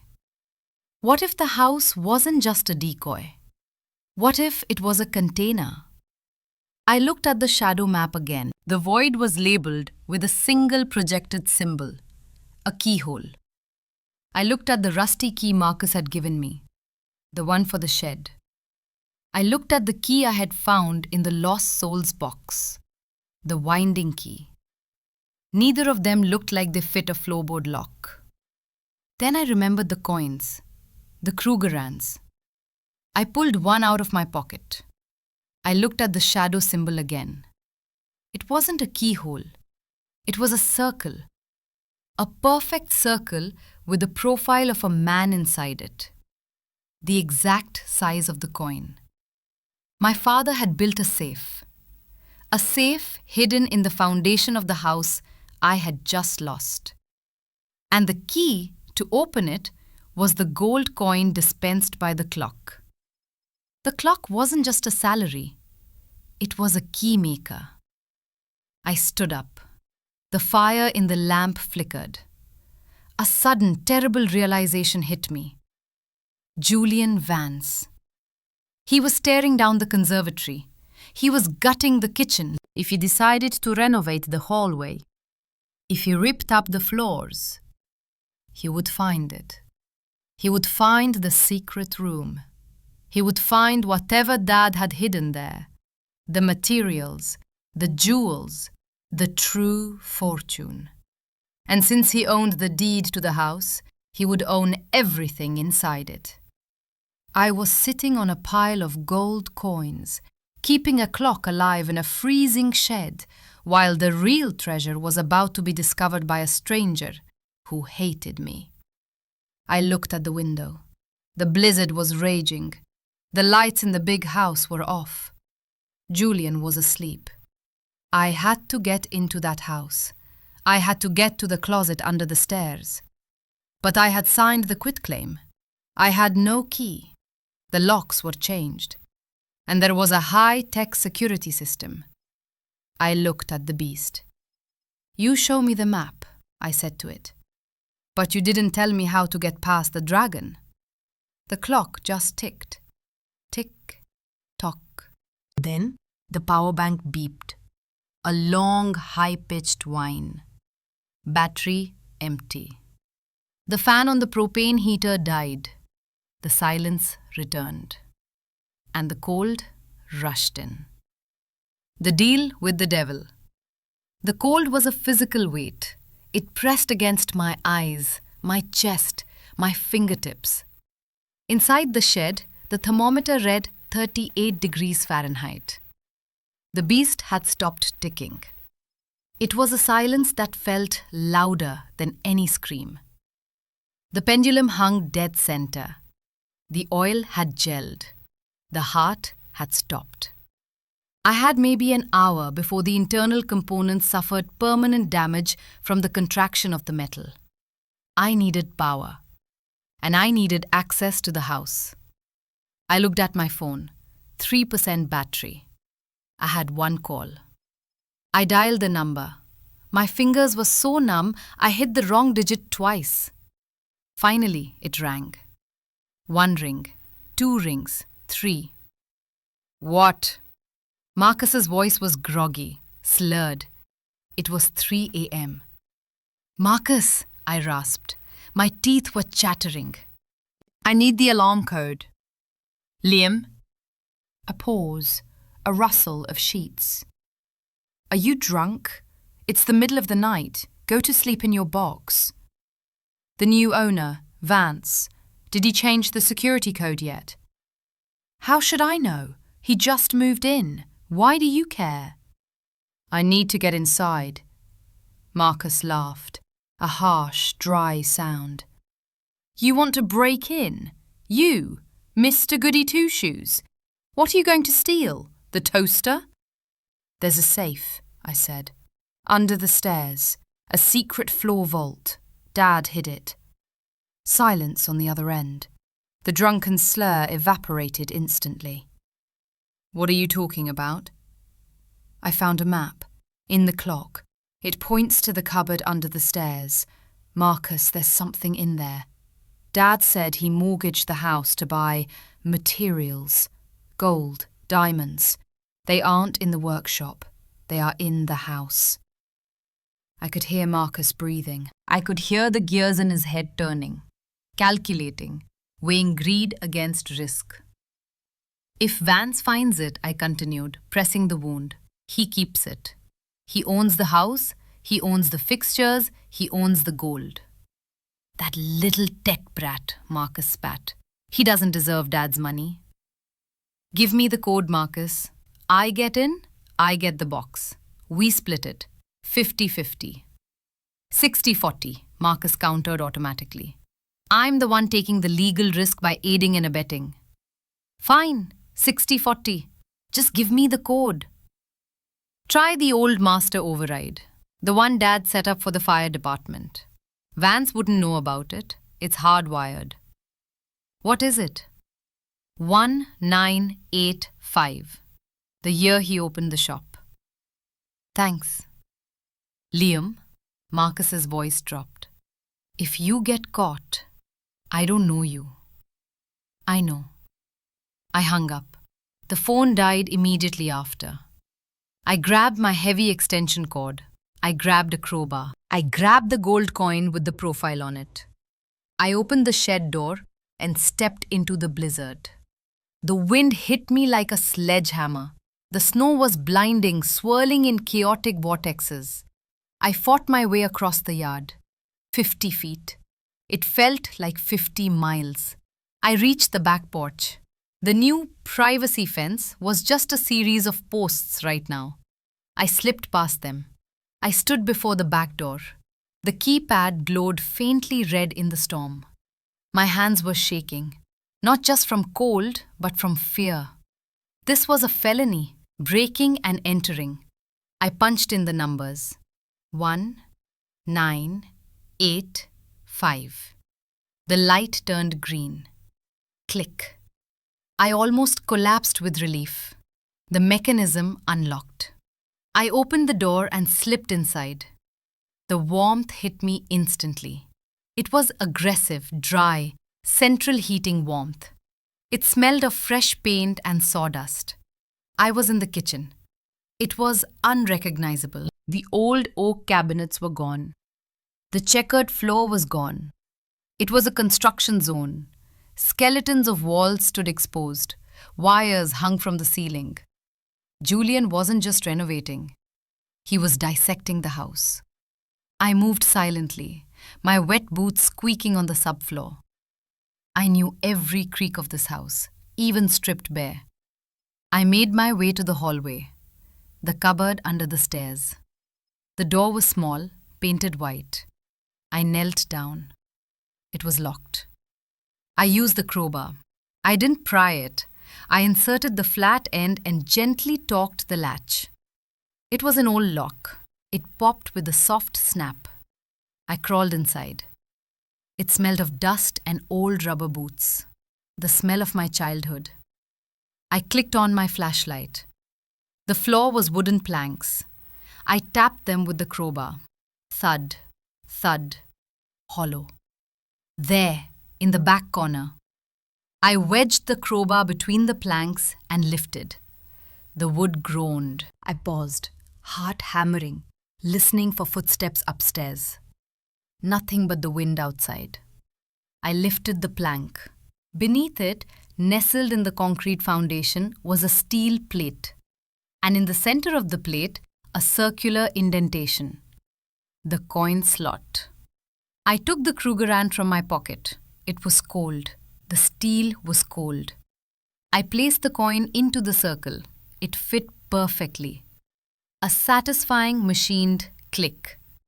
I pushed down on the coin. It sank into the floor. Whirr! A hidden motor engaged. A small section of the concrete floor slid back.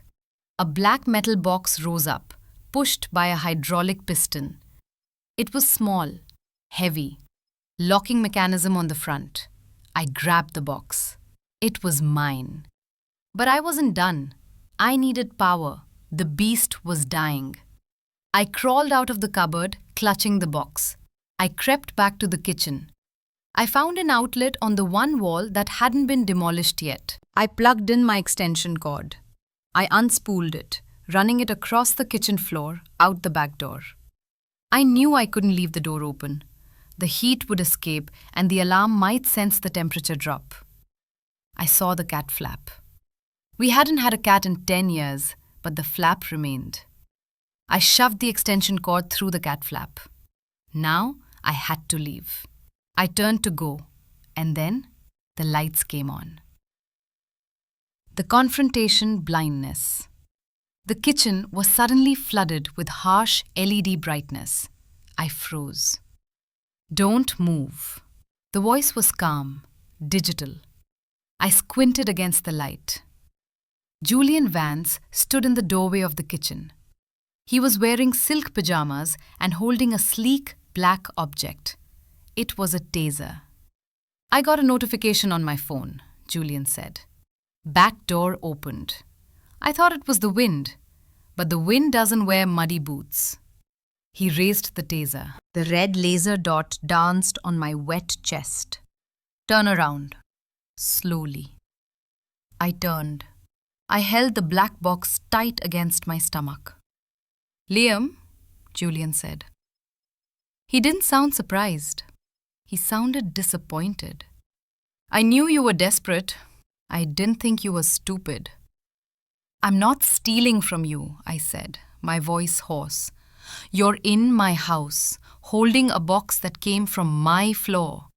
That is the definition of stealing. This is my father's legacy. It has nothing to do with the real estate. Everything in the real estate belongs to the real estate, Julian recited. like he was reading a terms of service agreement. Put the box on the counter. I tightened my grip. No. Julian took a step forward. Liam, I have cameras. I have the police on speed dial. In fact, the silent alarm has already been triggered. They will be here in 5 minutes. 5 minutes. Put the box down and I won't press charges. I'll just have you evicted. Walk away tonight and you stay a free man. He was offering me an exit, but he was taking the victory.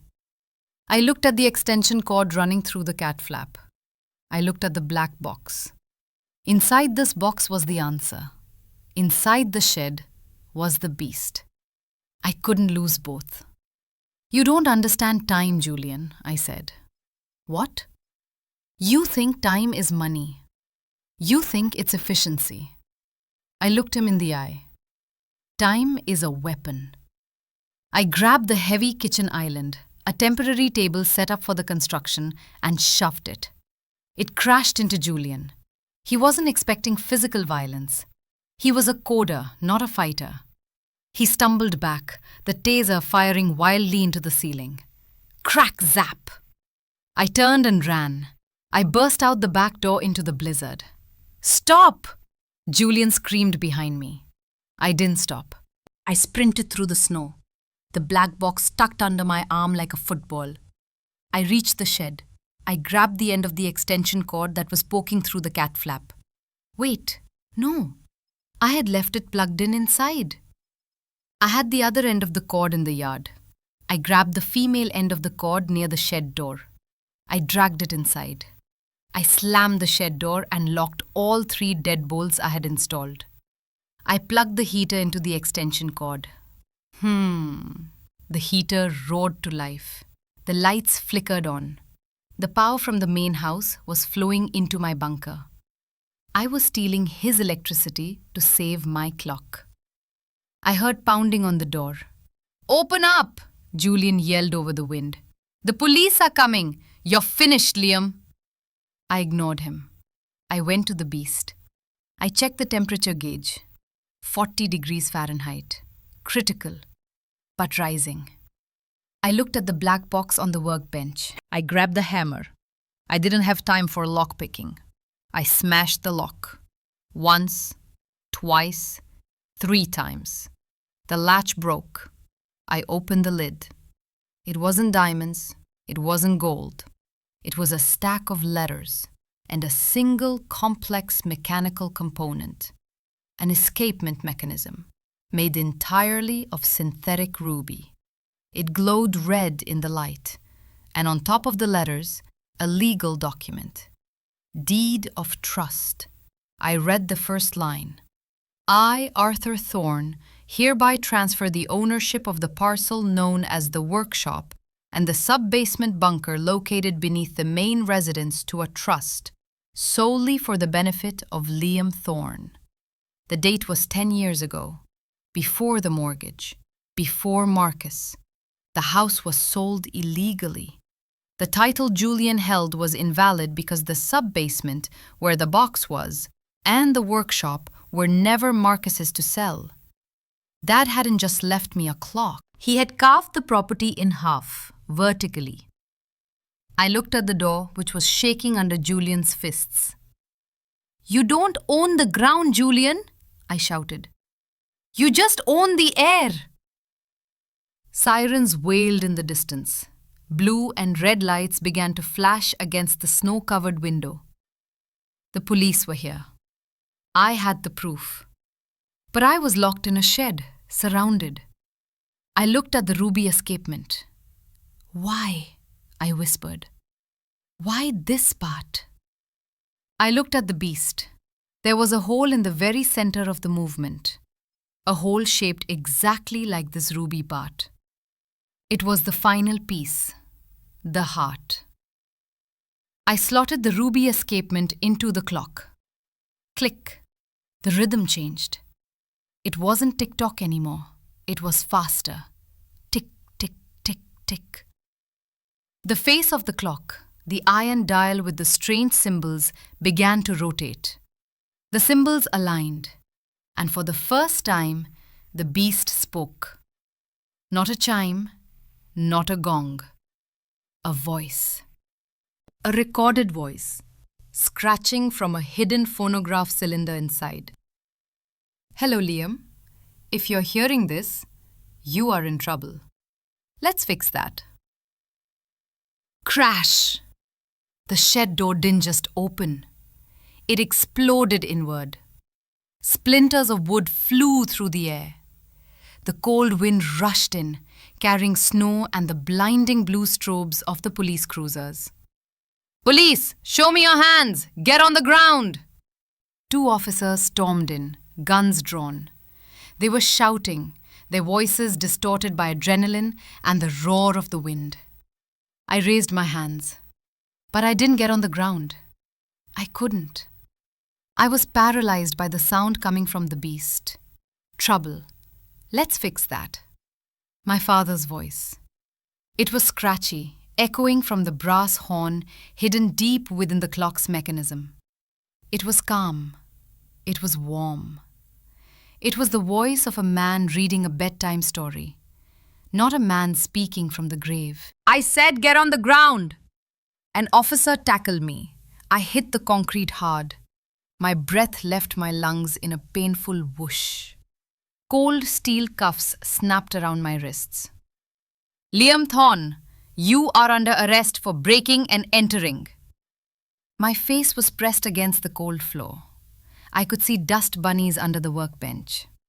I could see the extension cord powering the heater, and I could hear my father speaking. Listen closely, Liam. The men at the door? They are just gears in a machine. They follow rules. And rules? Rules are just instructions.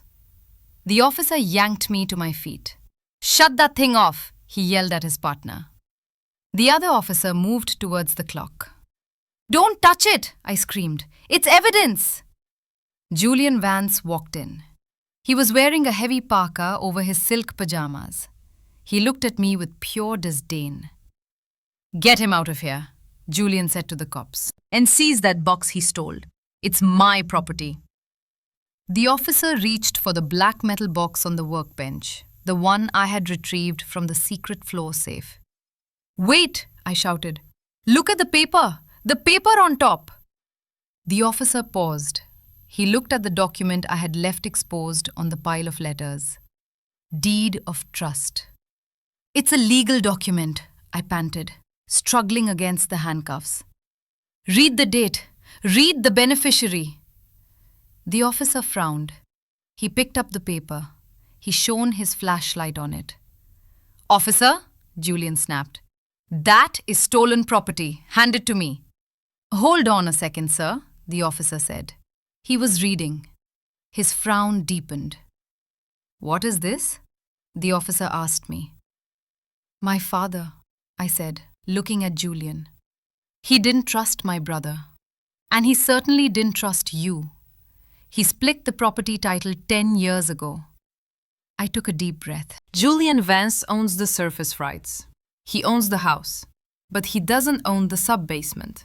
And he doesn't own this shed. That document proves this land is held in a trust, and I am the sole trustee. Julian's face went pale. That's impossible.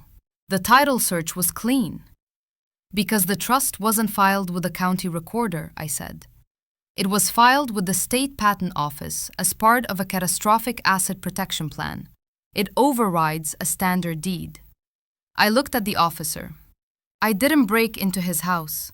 I entered a common easement to access my property located in the sub-basement. The box belongs to the trust. The gold belongs to the trust. And this shed is my legal residence. The officer looked at the paper, then at Julian, then at me. Is this true? He asked Julian. I don't know, Julian stammered. I need to call my lawyer. Civil matter, the officer muttered. He sighed and holstered his gun. He turned me around and uncuffed me. We can't arrest him for burglary if he owns the room he entered, the officer said to Julian. You two need to sort this out in court. Until a judge says otherwise, this paper looks valid. You're leaving him here? Julian shouted. He assaulted me with a table. I pushed a table to escape an unlawful confinement, I corrected, rubbing my wrists. You threatened me with a taser on my own property easement. The officer held up his hands. Enough. Everyone go to their corners. Mr. Vance, go back to your house. Mr. Thorne, stay in your shed. We'll file a report. Let the lawyers fight it out. The police filed out. The wind swirled. Julian stood in the doorway. The snow was piling up on his expensive sneakers. This isn't over, he hissed. I have money, Liam. I can bury you in lawsuits for 20 years. Maybe, I said. I walked over to the beast. The recording had stopped, but the clock was ticking. Tick, tick, tick. Fast, excited. But you don't have this. I pointed to the clock. Julian sneered and slammed the broken door as best he could as he left. I was alone. I fell onto the chair, shaking. I was free. For tonight. But then the phonograph clicked again. Now that the audience is gone, my father's voice continued. I jumped. The recording hadn't finished. It had just paused. It was voice activated?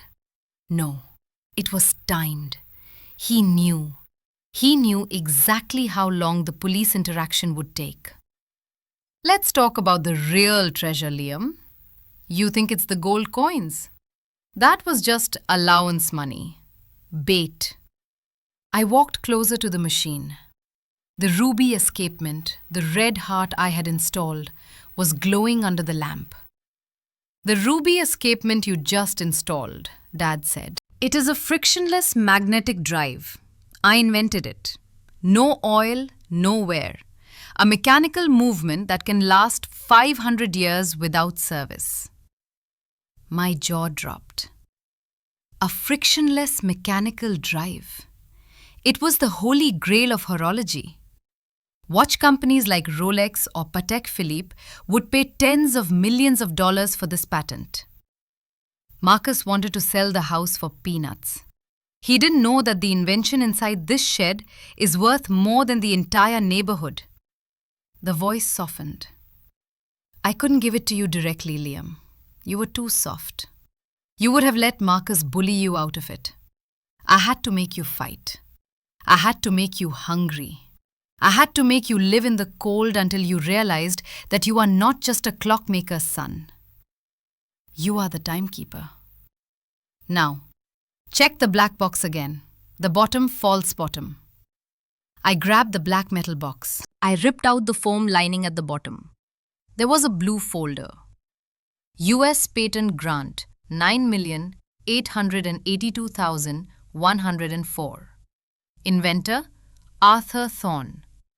Assignee the Liam Thorne Revocable Trust. I held the document. It was heavy. It was power. I wasn't a squatter in a shed. I was the owner of a multi-million-dollar technology. And Marcus? Marcus had sold the house, but he had missed the gold mine. My phone buzzed. It was plugged into the charger now, coming back to life. A text from Marcus. Policeman called me. Said you found a trust? What is going on? I'm coming down. I smiled. Come on down, brother, I whispered. I have something to show you. The reunion. Morning came. The storm had passed. The world was white and silent. At 9 a.m., the Porsche pulled up. Marcus didn't care about the mud this time.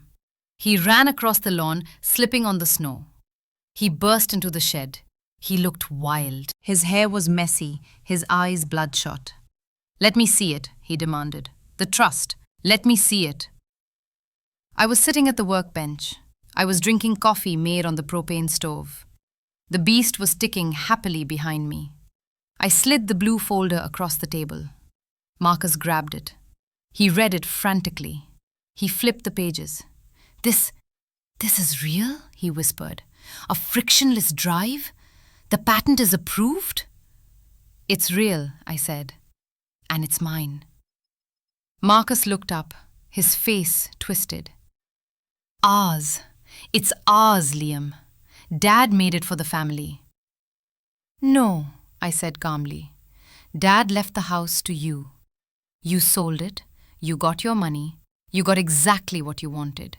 Quick cash. But I didn't know about this, Marcus shouted. He hid it. It's fraud. It's not fraud. It's a test. And you failed. Marcus slammed the folder on the table. I'm your brother.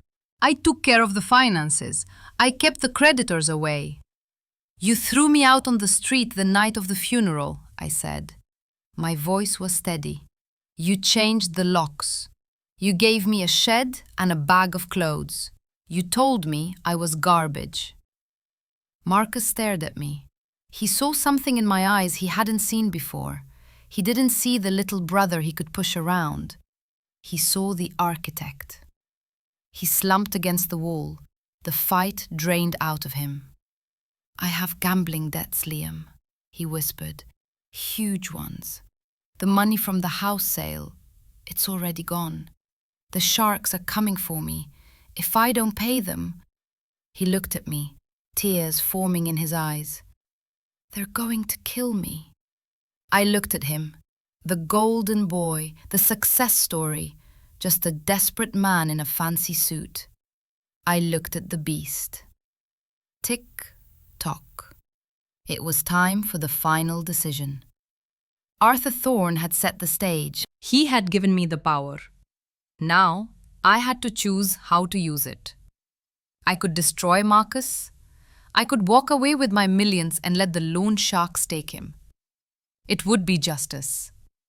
But was it the justice Dad wanted? Anger is like a broken mainspring. I picked up the patent. I'm not going to give you the money, Marcus, I said. Marcus covered his face with his hands. But, I continued, I will buy the house back. Marcus looked up. What? I'm going to sell the license for this patent. I'll make enough to buy the house back from Julian Vance. I'll pay double if I have to. He hates it here anyway. And me? Marcus asked. You're going to handle the negotiation, I said. You're a shark, Marcus. Be a shark for me. Get the house back. If you do that, I'll pay off your debt. But only the debt. Not a penny more. Marcus stared at me. He swallowed hard. He nodded. And one more thing, I said. I reached into the drawer of the clock and pulled out the daily gold coin. I tossed it to him. This is for your lunch. Don't spend it all in one place. 6 months later. The spring sun was warm on the porch. The for sale sign was gone. The construction dumpster was gone. I sat on the front steps, sanding a piece of oak trim. The house was mine. The title was in my name. Julian Vance had been happy to sell. He took the money and moved back to a penthouse in the city where there was no mud and no ticking noises. Marcus was gone too. He had taken the payout, paid his debts, and moved to the West Coast. We texted occasionally, short, awkward messages. But it was a start. I walked inside. The house smelled of sawdust and varnish. I was restoring it room by room. I walked into the living room. The clocks were back on the walls. Not all of them. I had sold many to start a foundation for young apprentices, but the important ones.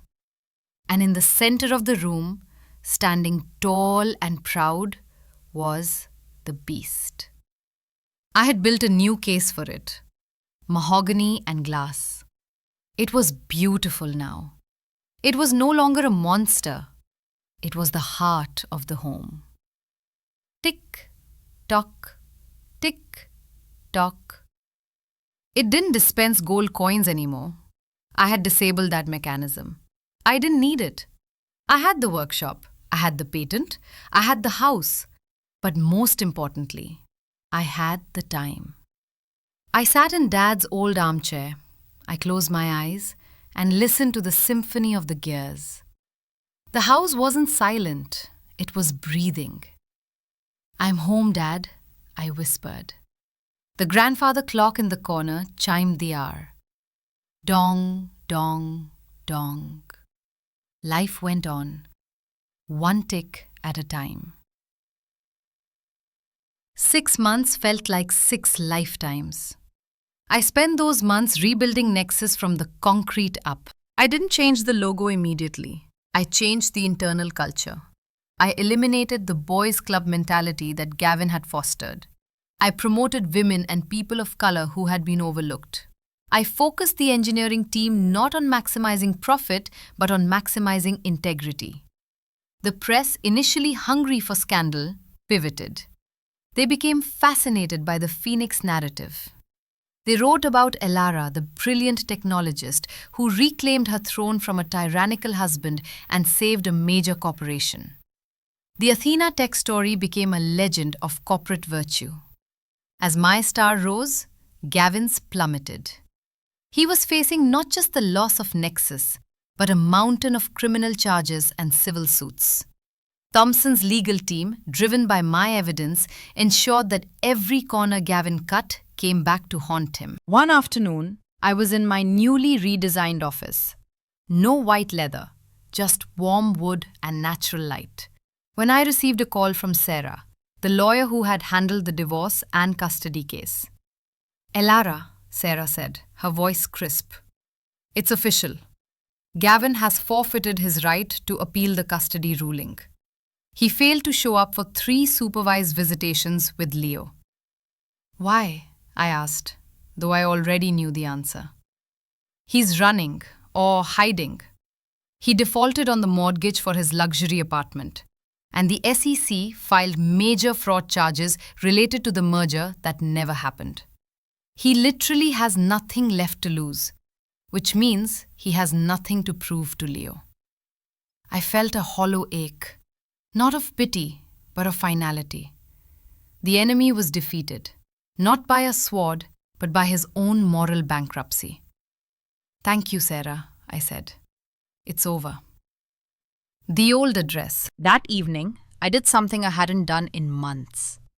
I drove back to the old Victorian mansion. It wasn't my house anymore. It had been seized by the creditors and was now a shell awaiting auction. But I felt a pull toward the place where my life had shattered. I parked down the street and walked up the familiar driveway. The house was dark, cold. It looked haunted. I found a way around the fence, a weakness in the chain I knew from my janitor days, and walked into the overgrown backyard. I stood by the conservatory. The glass was filthy, but I could still see the ghost of the rose bushes I had planted. This was where I had told Gavin I was pregnant with Leo. I heard a sound, a quiet, dry cough. I walked toward the side porch. There, huddled on the stone steps, wrapped in a thin, dirty coat, sat Gavin Thorne. He was thin. His bespoke suit was wrinkled and stained. His face was pale, his eyes defeated. He was waiting for me. "Hello, Elara," he rasped. I didn't answer. I just stood there, letting the cold air sit between us. "They're auctioning the house next week," he said, his voice barely a whisper. "I came back to see it one last time." "You lost the right to see it when you changed the locks," I replied, my voice steady and hard. "I know." He looked at the ground. "I didn't steal the money, Elara. Not really. I stole the idea of money. I got so caught up in the size of the empire, I stopped seeing the bricks. I stopped seeing you." "You stopped seeing Leo," I corrected him. "You put his life at risk for a photo op. You destroyed the one good thing you ever had." He finally looked up at me. His eyes were full of self-loathing. "The DNA test," he confessed, pulling a crumpled piece of paper from his pocket. "It was real, Elara. The one I gave you. But I paid the doctor a fortune to swap the names.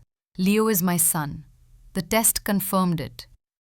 I lied, not because he wasn't mine, but because I knew the infidelity clause was the fastest, cheapest way to get rid of you without splitting nexus. A bitter laugh escaped my lips. I already knew you were a liar, Gavin. I just didn't realize you were a monster who would deny his own child just to save a few $1 billion. I was going to come back for him, he pleaded. I swear, once the merger was done. But you ended me. No, Gavin, your own code ended you. The moment you chose to sell a flawed product, the moment you chose greed over integrity, your collapse was inevitable. I looked at the house. I looked at the broken man. I felt nothing. No anger, no satisfaction. Just the quiet relief of closure. I'm not here to gloat, I said. I'm here because this is the last place you can hurt me. And I need to see you fail. So I know Leo is finally safe. I turned to walk away. Elara, wait, he called out. I just need to know one thing. Why? Why did you wait? Why didn't you just expose the DNA lie right away? I paused, my hand on the broken fence. Because the truth wouldn't have saved Nexus, I said simply. It would have just given me a mediocre divorce settlement. To win, I had to beat you in your own game. I had to become the owner, not the ex-wife. I had to prove that the architect was better than the showman. And Leo?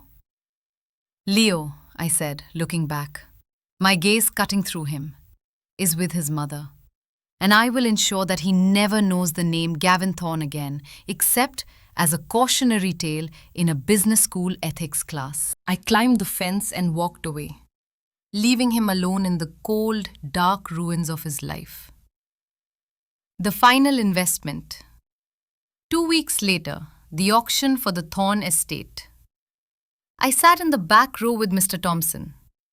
The room was full of developers eager to tear down the old house and build condominiums. The bidding started low. 50 million, someone bid. 55. 60 million, Thompson called out. The room gasped. It was far over market value. Thompson looked at me. Are you sure about this, Elara? It's a huge emotional investment. It's not emotional, Mr. Thompson, I said. It's strategic. I had researched the soil. I knew the house had an ancient, pristine natural spring beneath the foundation. A resource Gavin never saw, only caring about the structure above. It was perfect for the new sustainable data centers I planned to build. The bidding stalled at 75 million. 76 million, I called out, my voice clear and strong. Silence. The auctioneer banged the gavel. Sold to Ms. Elara Thorne. I stood up. I shook Thompson's hand. Congratulations, he smiled.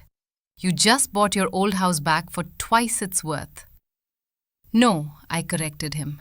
I just bought the land where my son was conceived. The house will be torn down. We don't need the memory of the past. We need the space for the future. The next week, the wrecking balls began their work.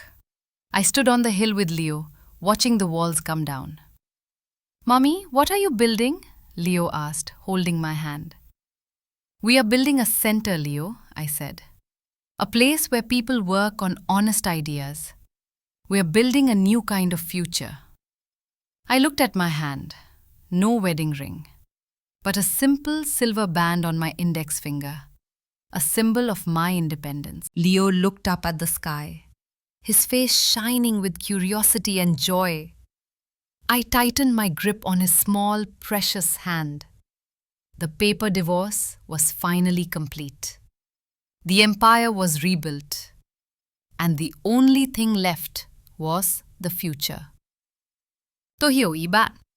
Mặc dù kịch bản đã đạt đến độ dài mục tiêu và đã có một đoạn kết rõ ràng ở cuối hồi 3/2, tôi sẽ tiếp tục mở rộng thêm phần kết luận và triết lý, đảm bảo hồi 3/3 này mang lại dư vị cảm xúc sâu sắc và hoàn thiện thông điệp nhân sinh của câu chuyện. Đây là hồi 3/3 của kịch bản The Paper Divorce. The Time to Build. The demolition of the old mansion was cathartic. It wasn't just tearing down wood and brick. It was dismantling the decade of lies that had been built into the foundation. Leo and I watched the final wall fall. The wall of the master bedroom where I had stood in the emerald dress. When the dust settled, the ground was quiet, clean. I looked at Leo. He didn't look sad. He looked curious. "Mommy," he said, pointing to the rubble. "Did the bad memories fall down with the house?" The simplicity of his question cut through all the complexity of lawsuits and takeovers. "Yes, my love," I said, kneeling beside him. "The bad memories stay down. We only build new, good ones now." He smiled and picked up a piece of broken marble from the garden. "Like this rock?" Exactly like that rock. Strong and real. A week later, I was back in my new office, reviewing the final financial reconciliation. Gavin's remaining assets had been liquidated to satisfy his creditors and pay the back taxes I had discovered he owed. My phone rang. It was an unknown number. I almost let it go, but something compelled me to answer. "Hello? Elara?" The voice was faint, tired. It was Marcus, Gavin's younger brother. I hadn't spoken to him since the wedding. He was an ophthalmologist, completely uninvolved in Gavin's corporate life, but always living under his shadow. "Marcus," I said coolly. "I called to apologize," he said, "for not believing you, for letting him treat you like that." "It's fine, Marcus. It was his performance you were supposed to see." "No, I saw you leave the ballroom that night. I saw the look on your face. And I chose to ignore it because I was afraid of upsetting Gavin and losing my seat at the family table." He paused. "I should have been a better brother-in-law, a better human." His honesty was unexpected.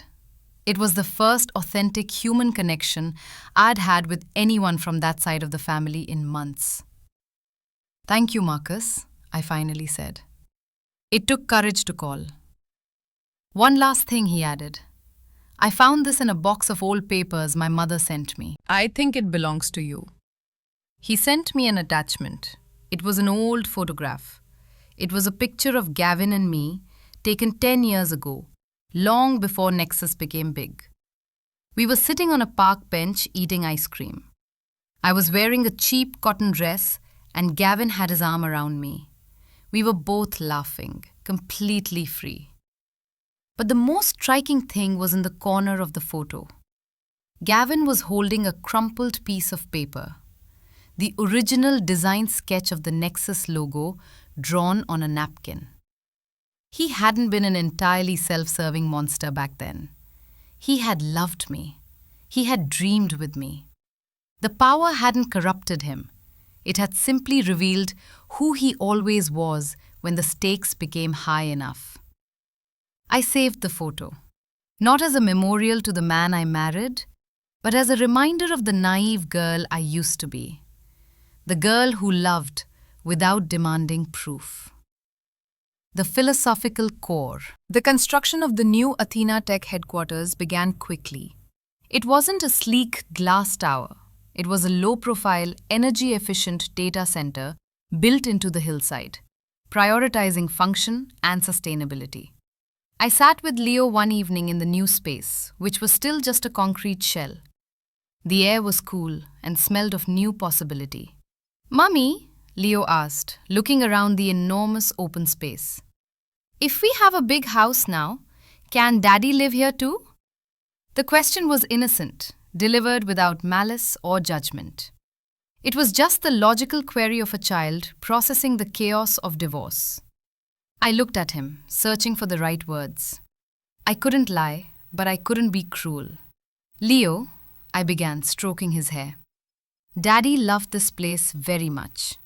He loved the idea of building something big. But sometimes, when people build things, they forget the most important part of the foundation.